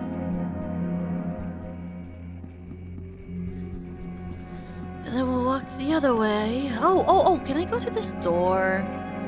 I forget already. I haven't played this game in a little bit. Oh, more glass. Glass shards are always useful. They're useful. Oh, tails. Oh, and heads. Okay. Well. That's me, haha, in the basement. Gonna shoot some monsters. Like that. Might as well kill them first and then come back for them. Nice. Come back for the heads after I kill them all, you know? What I miss? Just me figuring out some stuff that I need to do for the game. Oh, there's a ghost kid. I don't want to kill that. I don't want to touch them. Nice. What can I say? My shooting is really good. I got good bullseye aim. Oh, fuck. She's weak from hunger.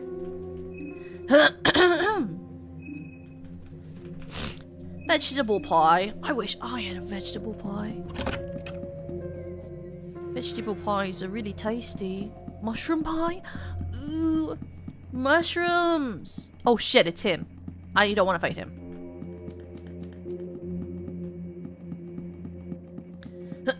Well, I guess I could try to fight him. Let's just try to force it open. Oh wait, no, I don't actually want to do that. Guard. Because I don't want to waste ammo. I forgot to do the thing. But I mean, maybe we're strong enough like this? No, lol, no we're not. Lol, lol. Aren't there more monsters I thought in this area? Mrs. Lovett, sweet pie, savory. And sweet pies, true, sir, true. Where's the other people I'm gonna shoot?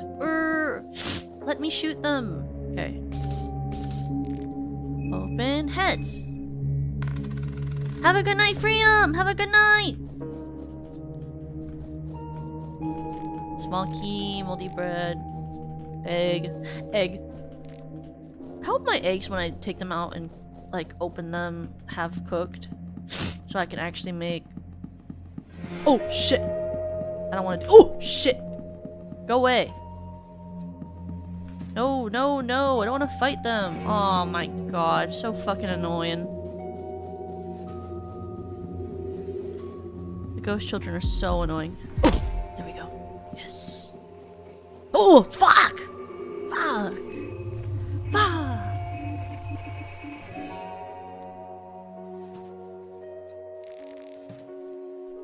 The cherubs legit- Oh, ah, shit! Fuck! The cherubs deserve to be killed. What are they gonna do? Suffer for the rest of their life as moon-scorched creatures?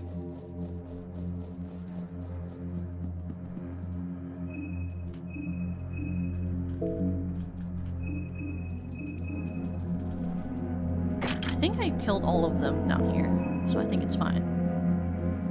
Now I can go collect their heads.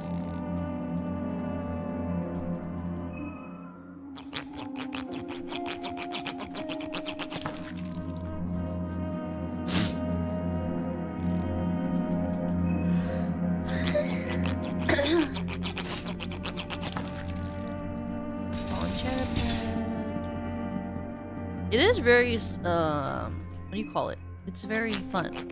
It's a very nice sound. And then what we're gonna do is when we go back to this area, I'm gonna re-equip my- Oh shit! Oh my god! Hi Nano! Hi!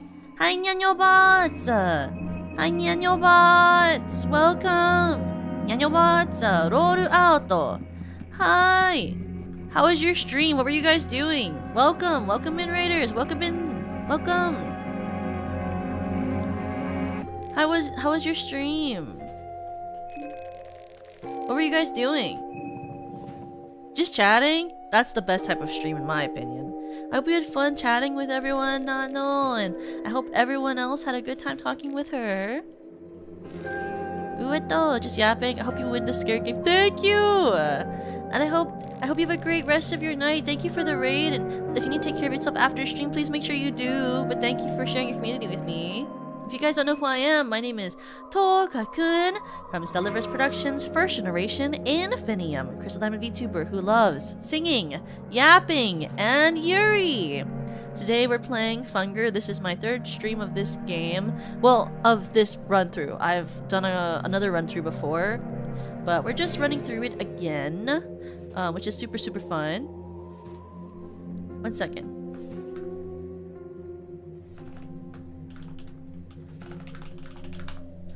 Yodeling, yodeling, yodeling. I know, yodeling, yapping, and Yuri. What can I say?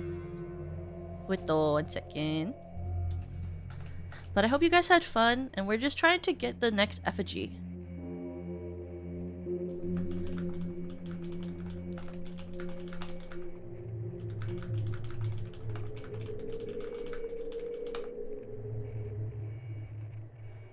But the effigy, this will be the last one. So we have the, and this is going to be an adult word, I apologize. We have the fellatio effigy.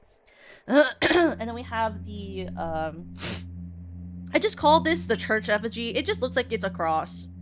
So that's why I call it that. And then we're looking for the last one, which is at this haunted orphanage where all of the children have been basically monsterified. And so I killed them and then I cut off their heads because you need them to make soul stones. So it's all in the good cause. And yeah. But like if you don't kill them, they're gonna be monsters for the rest of their lives. So it's kind of like give and take, I guess, you know?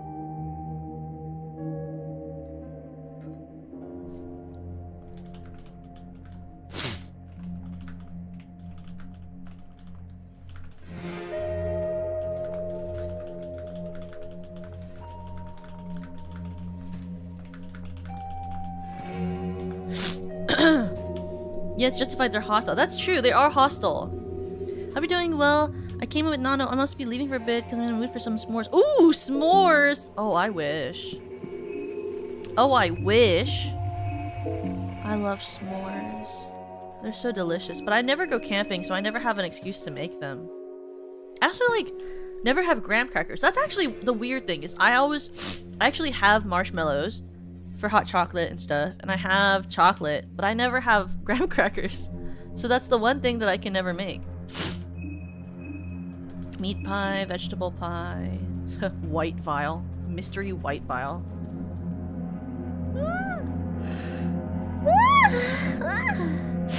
Yeah, I actually never have graham crackers, which is like the one part of that mixture that I don't ever have. So we're gonna try to kill this priest guy who's like kind of scary. But what do I have? The gun attachment. I have to equip the shotgun. Trench gun, sorry, trench gun. He has 6 shots, so we have to cut him really quick. Because I can't fight him without the trench gun. Or I could, but it'd be really dangerous. So let's make it work.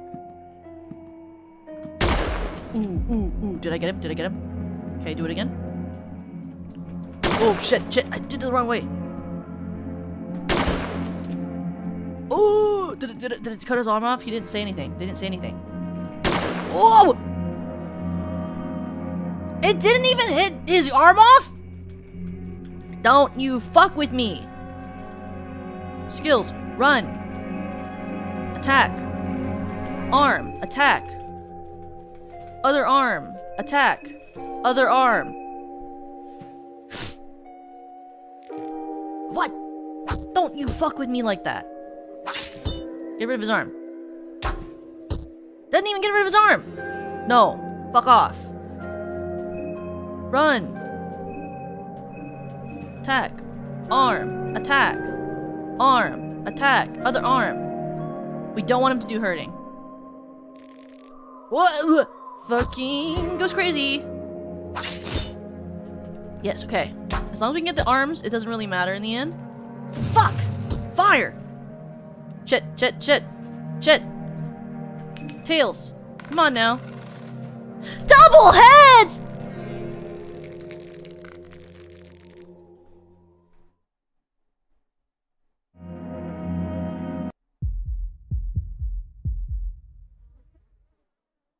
That's so awesome. Wow. I love this game. It's so cool when I fucking randomly die and just become this fuck-ass crispy ghost. Oh. So no head? Yeah, so no head. Oopsie daisy, so no head. This is so awesome. I love it here. Can I go anywhere? What's happening? I died. Why am I doing this? I've never died like this before in a video game. I can still draw sigils! Wait, I can still draw a sigil when I'm like this? That is kind of crazy, actually. Wait, what if I draw the Fear and Hunger sigil? Does it still work? Oh my god! I can save my game! Wait. That's kind of crazy. I'm literally dead, and I have no animation. I can still pray and save? Wait a second. Does it break the game if I do that? That's kind of crazy. Wait, how much can I do when I'm in this state? Oh fuck! I'm still in a wheelchair! Wait. Oh, it's because I'm in the wheelchair with the gun and they don't have an animation for that. It's because I'm in the wheelchair with the gun and they don't have an art animation. Look, you can see me getting mutilated. Look, look, look, it's me. I'm up there. I'm up there. Look, I'm being sacrificed. Do you see me? That's me. That's me. They're dancing around me. My legs are cut off, but I don't really think that matters. But you know. Well, yeah, it must be for me, obviously. Getting sacrificed is so bonkers. Oh yeah, obviously. Mom, I'm famous. That's me on TV. August, I'm here. August. Oh, boy. Okay, can you say a little more words? Let's get you down, my friend. My friend. Damn, I went down so quick. I went down? Crazy. There, it's not much, but at least you're patched up now. Oh, they're back already? Listen, I'll create a diversion and lead those poor souls elsewhere. You just have to get yourself out of here in the meanwhile. Here are your clothes and equipment. Get dressed quickly. I know it's a lot to ask, but try your best, yes? I'll find you later. Just try to survive till then. You up for it? Can you imagine she goes, but what about my legs? When she can't walk, can you imagine Olivia's the one that goes, but what about my legs? Girl. Yes. Good. Well, I'm off. Good luck. Oh my god, my shot down. My shotgun. My shotgun. Wait, I can just play the game after that? Because... oh my god, wait! She's the only one who can still play the game after that. Because everyone else can't walk.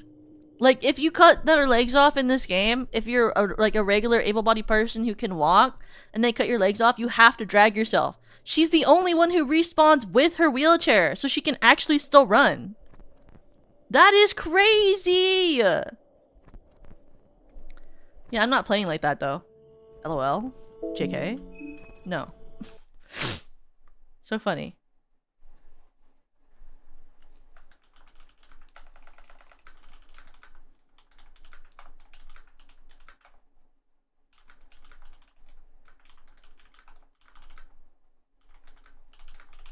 One second.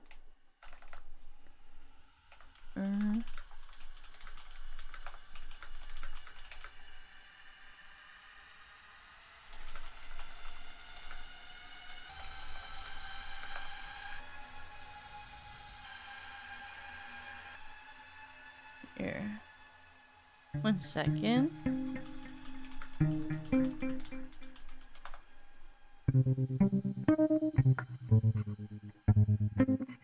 One second. Ito.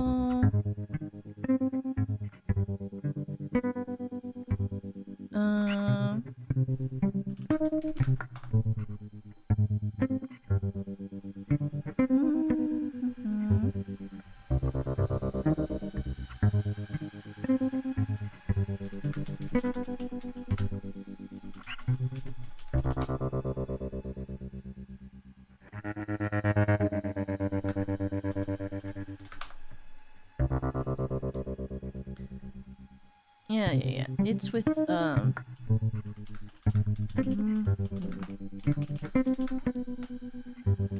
it.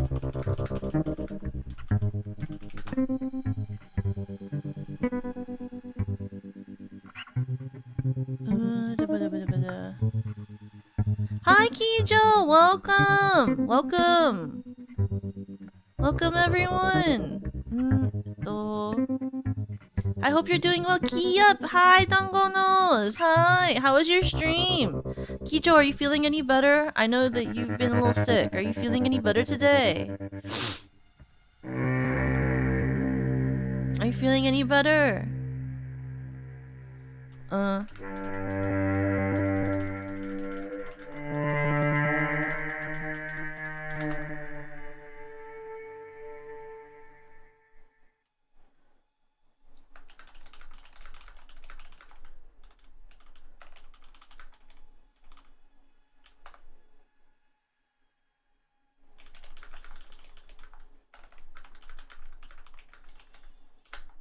I'm a little better, but still having trouble. It's okay, TTS saves. Oh, I'm really happy that it saves the day. I really hope you feel better soon.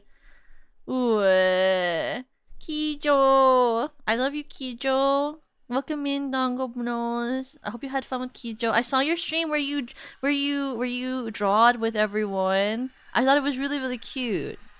And I saw you typing, and I saw you all your fucking Animal Crossing sounds. But I apologize, I'm just typing to someone right now. because they needed some help with setting up something. But welcome everyone, my name is Toka-kun from Stellarverse Productions First Generation Infinium, because I'm a VTubers who, yeah, I did try to say not, I tried really hard not to say Taco Bros. Who is a fan of singing, yapping, and Yuri, and we're playing Fear and Hunger right now. I'm trying to get the effigie from the I'm trying to get the effigie from the orphanage right now.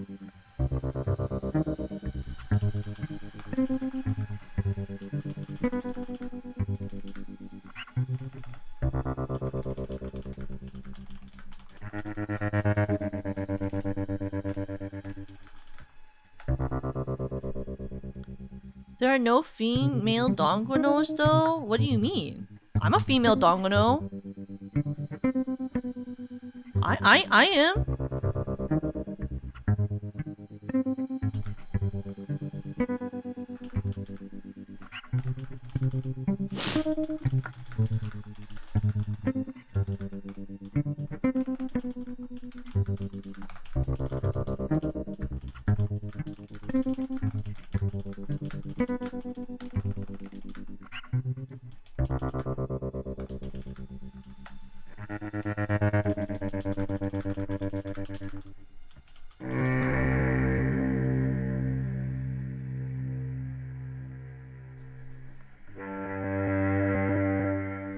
All of her wives are female dongonos. That's true. She's a blue. I'm not blue!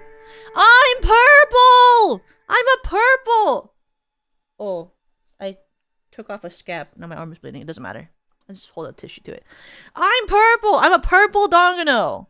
Kijo, I hope you know I'm a purple dongono. Just so you're aware. Kijo believes in me, by the way. Kijo believes me.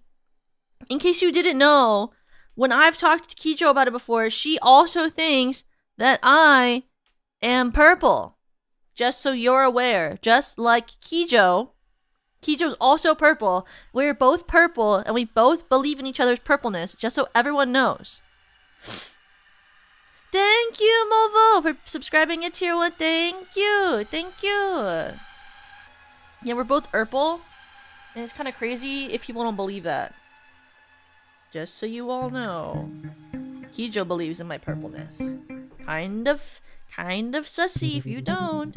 Thank you, Movo. Kijo likes microwaved water and hot dogs. I don't trust her judgment often. I like hot dogs. What's wrong with that? I like hot dogs. What's wrong with that? Microwaved water is just okay. You're purple. Meta, shut the fuck up. Meta, you're not allowed to make that fucking joke after you made that long-ass Twitter post where you asked Sembe to make sure that he said I was blue or whatever the fuck. Microwaved hot dogs are a little weird. It's just fucking... if you're hungry and you want it fast... Meta's out here trying to act as if I'm not aware of the fact that he made that whole fucking post. I'm aware and I read it. Why do people hate microwaves so much? I don't know. I love my microwave. It's so nice. Can you imagine I reload back into the save where I'm dying? No, I'm gonna reload back to the normal one.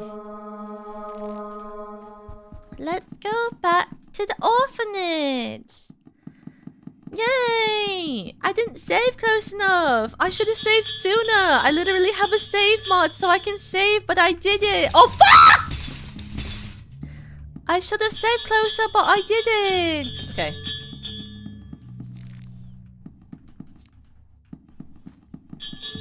Anyway. Fucking monster. Fucking monster. Monster girls. I go no ajiwaru. Monster girls. So I Kimi no heart mo. 考えちゃうこの愛は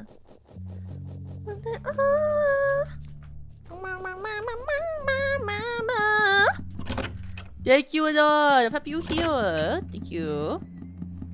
It's time to equip my pistol. 1 second. Quick thing I have to respond to. What?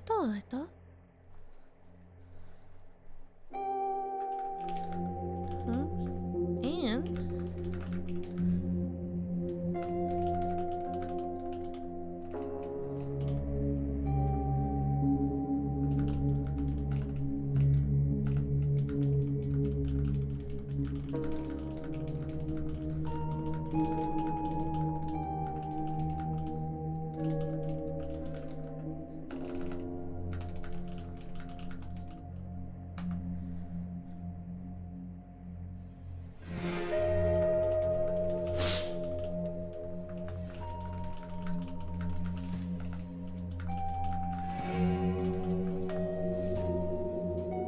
Okay, one second. Sorry about that.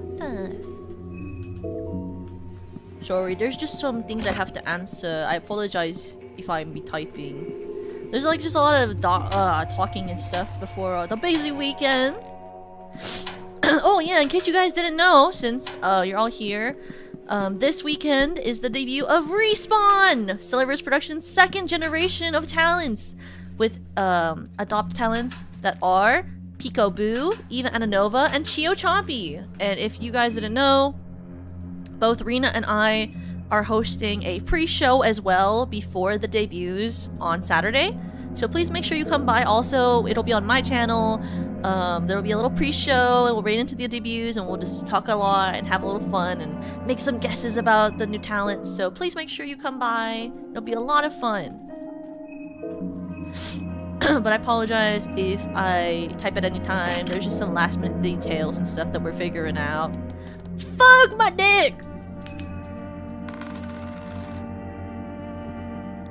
Anyway, sorry about that. Sorry about fucking my dick.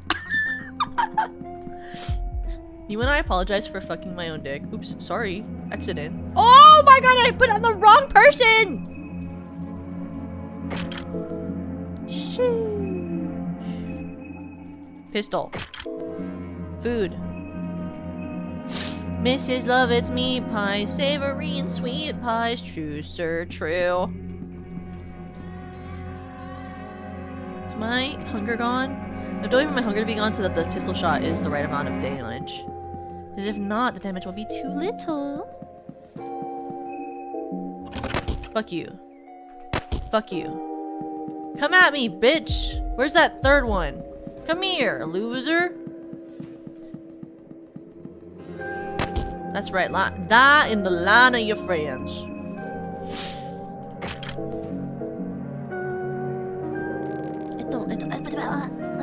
The first one! Cut his head off. Off with his head! Oh my god, also, if you like Descendants, tomorrow, my genmate Serena Starstruck and I will be doing a watch-along of Descendants 5 Rise, Wake in Wonderland. It'll be on my channel. It's at 6 p.m. PST. Please come by and watch the show with us. Cause we want a perfect princess. A royal smile for everyone. Perfect princess. Always love it. Oh, so fun. I never believed I'd say but looking at me to be a perfect princess. What have we done? And Pink isn't on all the fun. So come by. I'm really excited to watch it again. I have so many complaints. I can't wait to watch it and complain about it again.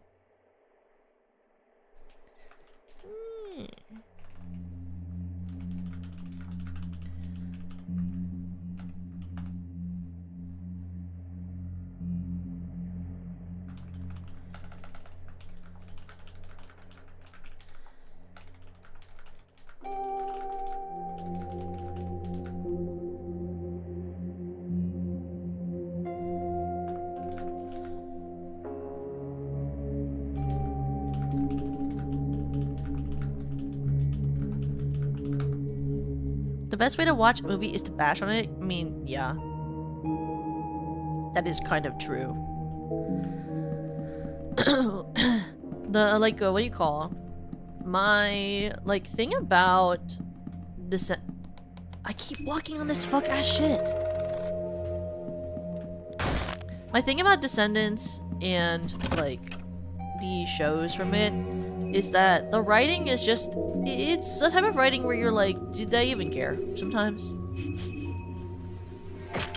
You know? Adult odor is in the hall. Is in the hall. In the hall. But I love it anyway, because I'm like a fucking loser and I love Descendants. And so I'm really excited to watch it again with everyone. And complain again about my fucking favorite things to complain about, which are the fact that, first of all, heads. I want to fall. I want to fall. Oh! Let me fucking fall! Okay, anyway. Especially her love interest, I think he's so fucking like, it's like eating a plain bagel when you know that there are other bagel flavors and everything. Bagels like right around the corner. It's like, why would I eat a plain bagel when I know that there are other bagels as an option? You know? It's like asking someone like, oh, why don't you want to eat slop? I want good food, fucking serve it to me. And I know, hey, can you trigger? Hey, come here. Hey, hey, hey you. Hey you. Hey you, hey you. Hey, hey, hey, hey, no, come here. Whew! Got him. Fuck you, fuck you, fuck you, fuck you. Sorry.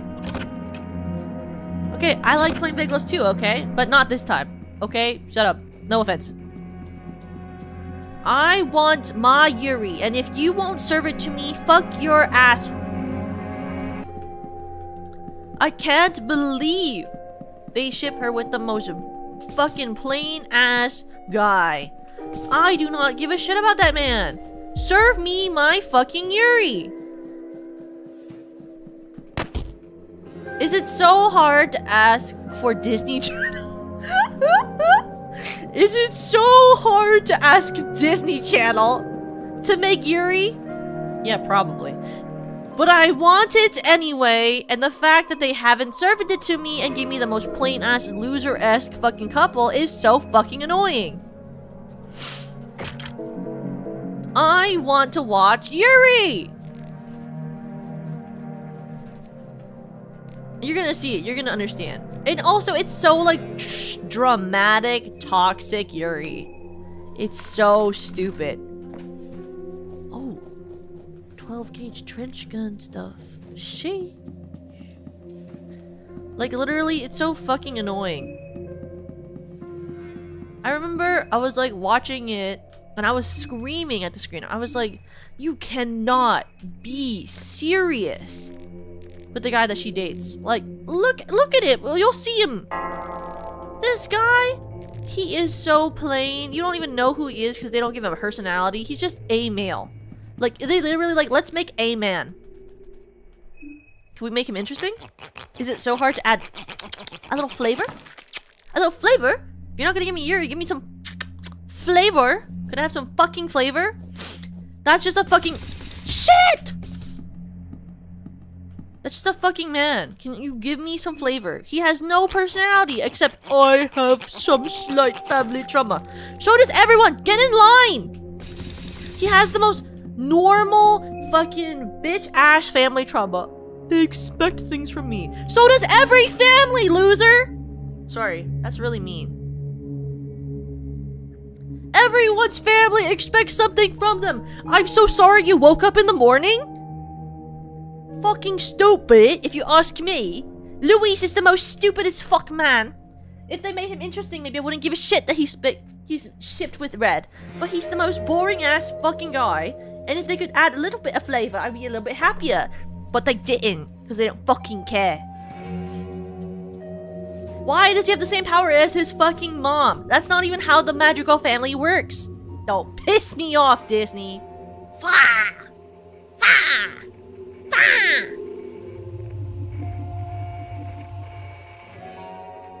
If you won't give me the gays, give me an interesting straight couple. Holy shit. It's not that hard.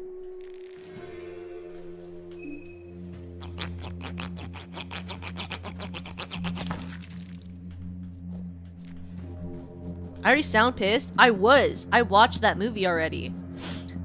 I watched it the day it Run. I watched it the day it came out. I bought Disney Plus just to watch the movie the day it came out. That's how big of a Descendants fan I am. It was one of the most annoying shit ever. You know, you buy Disney Plus expecting a good movie, and then you get the most shit crap fucking plot. Whatever. Whatever. And she's losing her mind.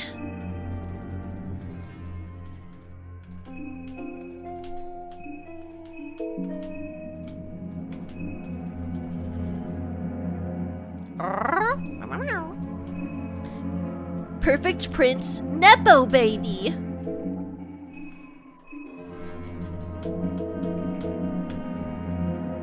I'll never believe that they were looking at me to be a perfect princess. Perfect princess. What have we done? And biggest hit on all the fun. On? Let him? Fine, I'll give him food. Let on? There you go. There you go. Ow! You feel less hungry? Yeah, I fed you. Thank God. Hopefully. Let me outside.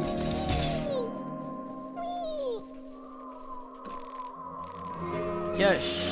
Open door. Perfect Princess Nepo baby. From top, from the upper class. I don't know the lyrics. Can you stop being hungry? I want to go to the other world. It's really dragging the party down, Dawn. You're the only guy. Can you fucking pull it together?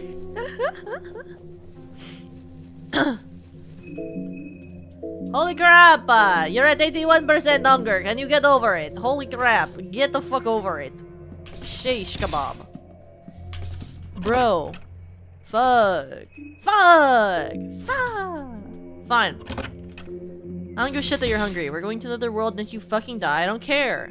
Jesus. Take you that long to eat moldy bread, brother?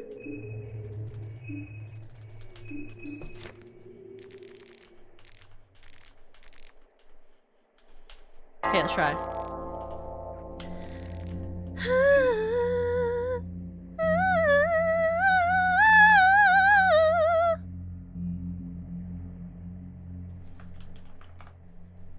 Okay.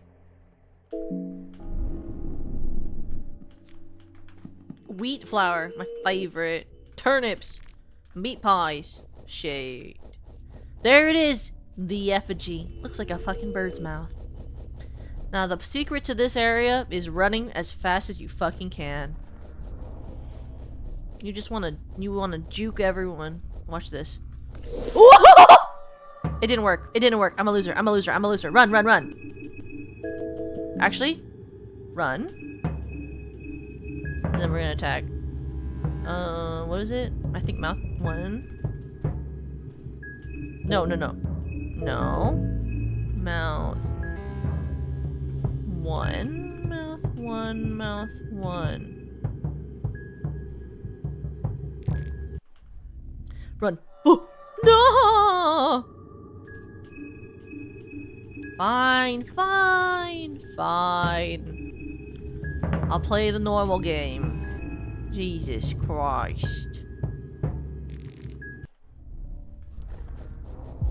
Jesus. Come here. Come on. Come up here. Go back. Come on. Jesus Christ. Oh shit. Fuck. Come on now. Follow me.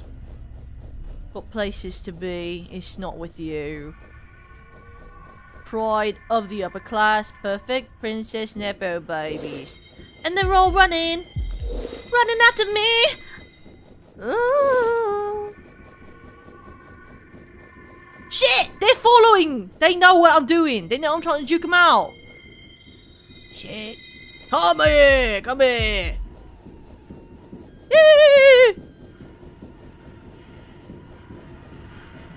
The AI, they know. There's the gate. If I had a different thing, I could use that as a portal door.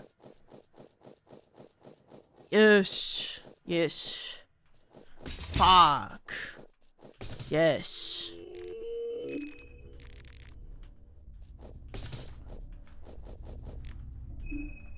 Nice.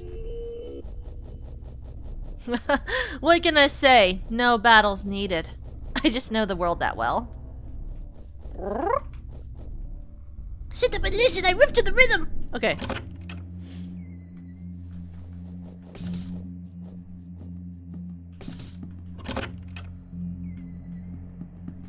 Yeah, they're really good at running away for some reason. Holy crap.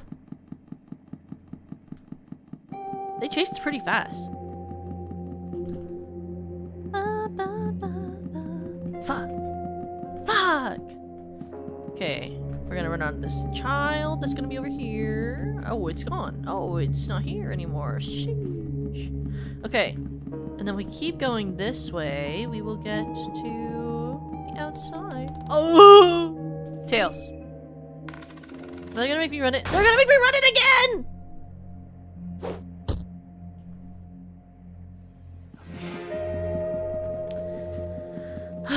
I'll run up the stairs.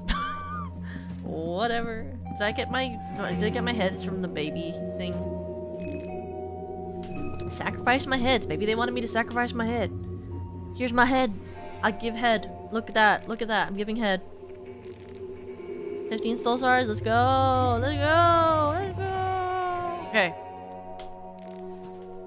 It was all according to Keikaku. Where's my soul stones?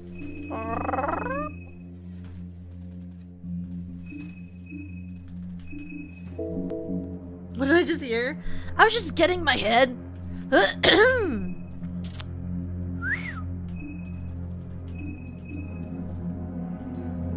Then you're hungry.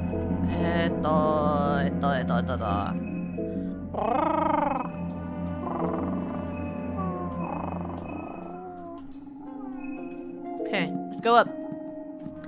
Sheesh. Oh! Battle! Fuck off! Fuck off! Fuck off!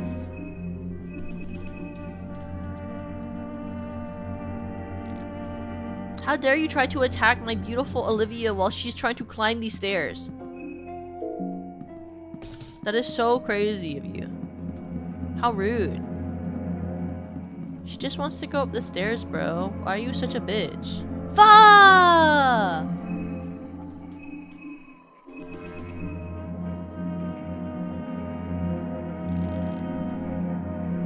Loser, loser, loser, loser, loser, loser. Fuck you, fuck you, fuck you, loser.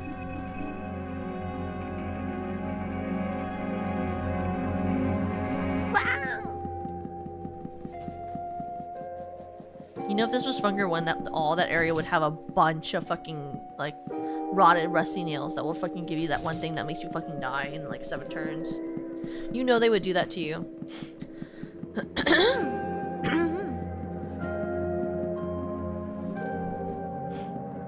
They'd be like, this is for you. Fuck my dick. Ooh, walking. Pakyun, pakyun, shiri dashi. Pakyun, pakyun, neru onada suwa hajimete. Pakyun, pakyun. Fuck my dick. Pakyun, pakyun, shiri dashi. Pakyun, pakyun. Onada suwa. Uppi darling san ichigo fight. Uppi uppi honey san ichi fight.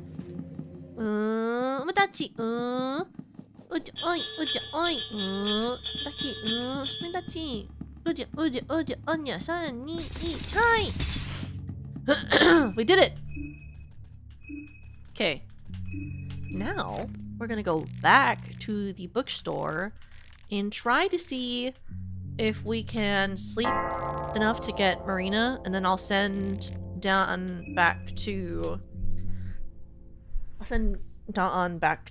the Perceivable Bop.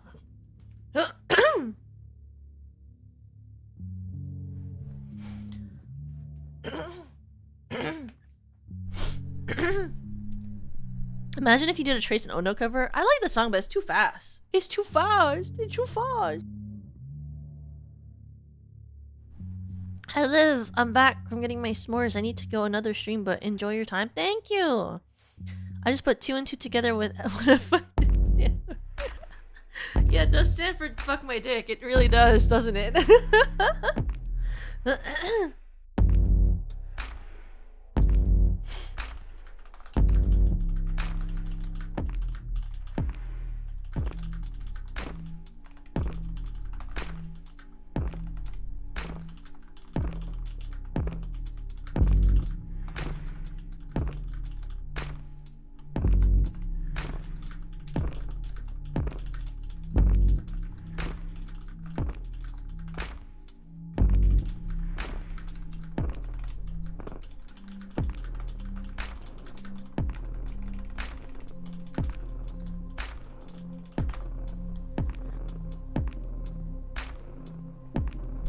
But, okay. Sorry, I was coughing a lot. I've been clearing my throat a lot because the air quality in my area hasn't been that great.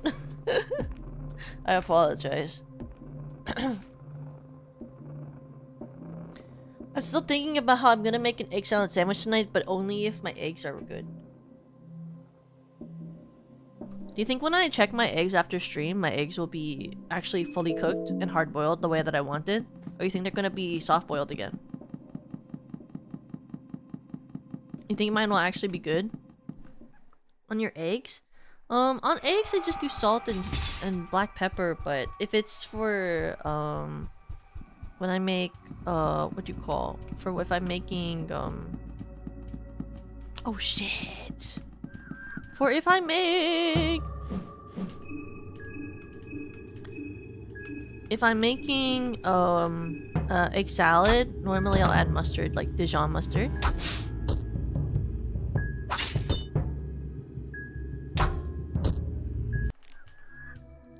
These are so fucking annoying. It will be the most perfect cooked egg. I hope so. I would like to not have to just cook, like, wasted that many eggs. At that point, I would have wasted 9 eggs just trying to make egg salad sandwich. When is part 3 of this game coming out? Or the DLC? The DLC, the person has said, would come out, at some point. They've been working on it. They've made, like, progress on it. But, you know... nothing really has come out of it yet. But, you know, they're a one-person team, so I can't really shame them for that. It's a lot to ask of one person to make a video game. They basically made it themselves. It's a lot of work. They haven't given a solid date, but they've done updates. If you want to follow them, they have a blue sky. It's, I believe, Miro is the blue sky. How do you boil your egg? I have an egg cooker, like the ones that are supposed to instantly make it basically, like not instantly, but you know, you put them in there and it basically makes it like boiled. And normally my machine has worked well in the past, but for some reason today, I did the amount of water it asked for and it didn't make it hard boiled for the first 6 eggs I put in there. But I've never had this issue in the past, so I don't know what happened. Oh, I have one too, but I lost my measuring cup. Yeah, I have the measuring cup still, and I followed the instructions like I normally would. But for some reason, they all came out soft-boiled today, so when I tried to open them, like, the sharp shell, right, pierces the egg, or a part of it falls off with it, and then, like, it just, like, pops it when you try to open it. And I was like, fuck! Is your egg bigger than normal? No, they're the normal eggs I get from Costco. I get all my eggs from Costco. They just for some reason didn't cook with the normal thing. But I did them in batches 3 instead of 6 after to see if that would help. And I don't know. We'll figure it out when I try them. We'll see. It would be nice. Wouldn't it be? Wouldn't it be nice? Wouldn't it be wonderful if something that could happen would happen to be happening with you? I know, going down the ladder with the wheelchair on her back, crazy. Oh yeah, I didn't kill that one guy in the corner. I killed the rest of them, I'll tell you that.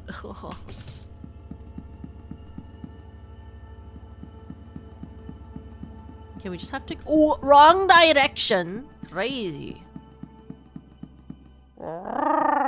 Crazy, bro. Wrong direction. It's this way. It's this way. If you go that way, and you go that way, da da da da da da da da. If you go that way. I don't know if they sell all egg in the same size in your country. They do not. But in my country, all eggs come in different sizes and sells a different price. They do sell at different sizes and different prices in my country. I am from the USA. Okay. We go up this way. We go over this. Because there's nothing bad in here, so we can, first of all, sign the Fear and Hunger sigil.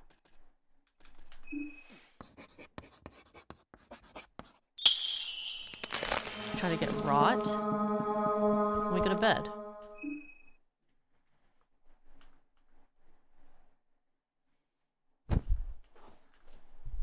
see if it works.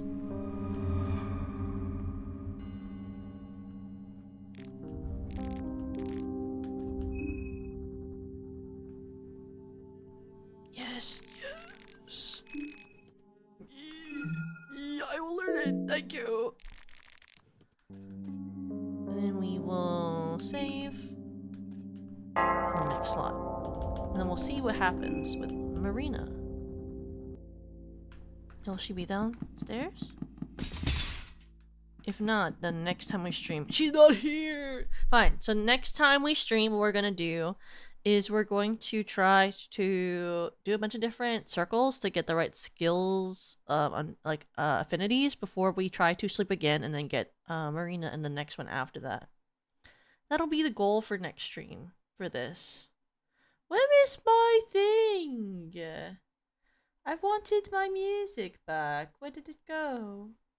Ooh, okay.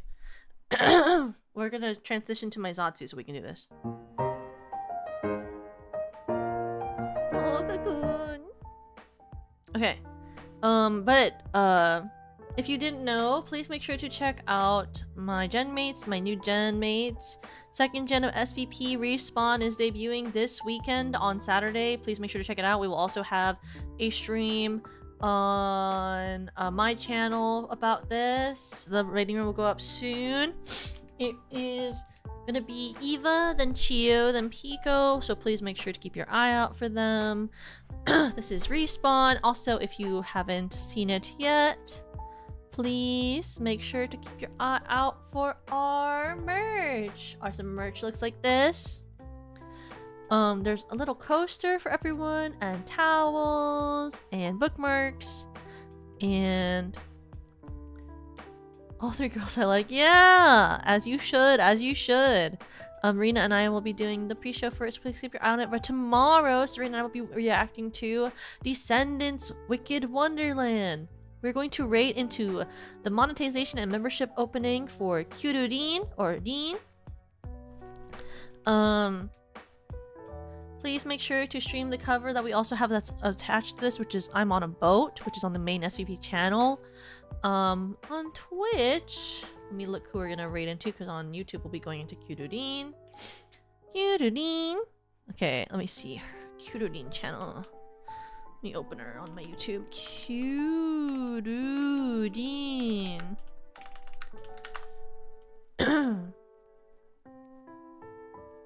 But let me see, on Twitch, we will rate out to... I clipped myself on accident. Fuck my dick. Okay, it's fine. I'll just get rid of that later. On YouTube, on Twitch, we will raid into Limina, who is playing Queen's Blade Rebuild. But I will see you guys soon. I'll see you tomorrow at, I believe, 6 p.m. for the watch along if you guys want to hang out again. I hope you guys had a great time, and thank you so much for hanging out with me today. I will see you all tomorrow, and thank you for putting up with me playing Fear Tugger. LOL. Bye. Wait, 3, 2, 1. Wait.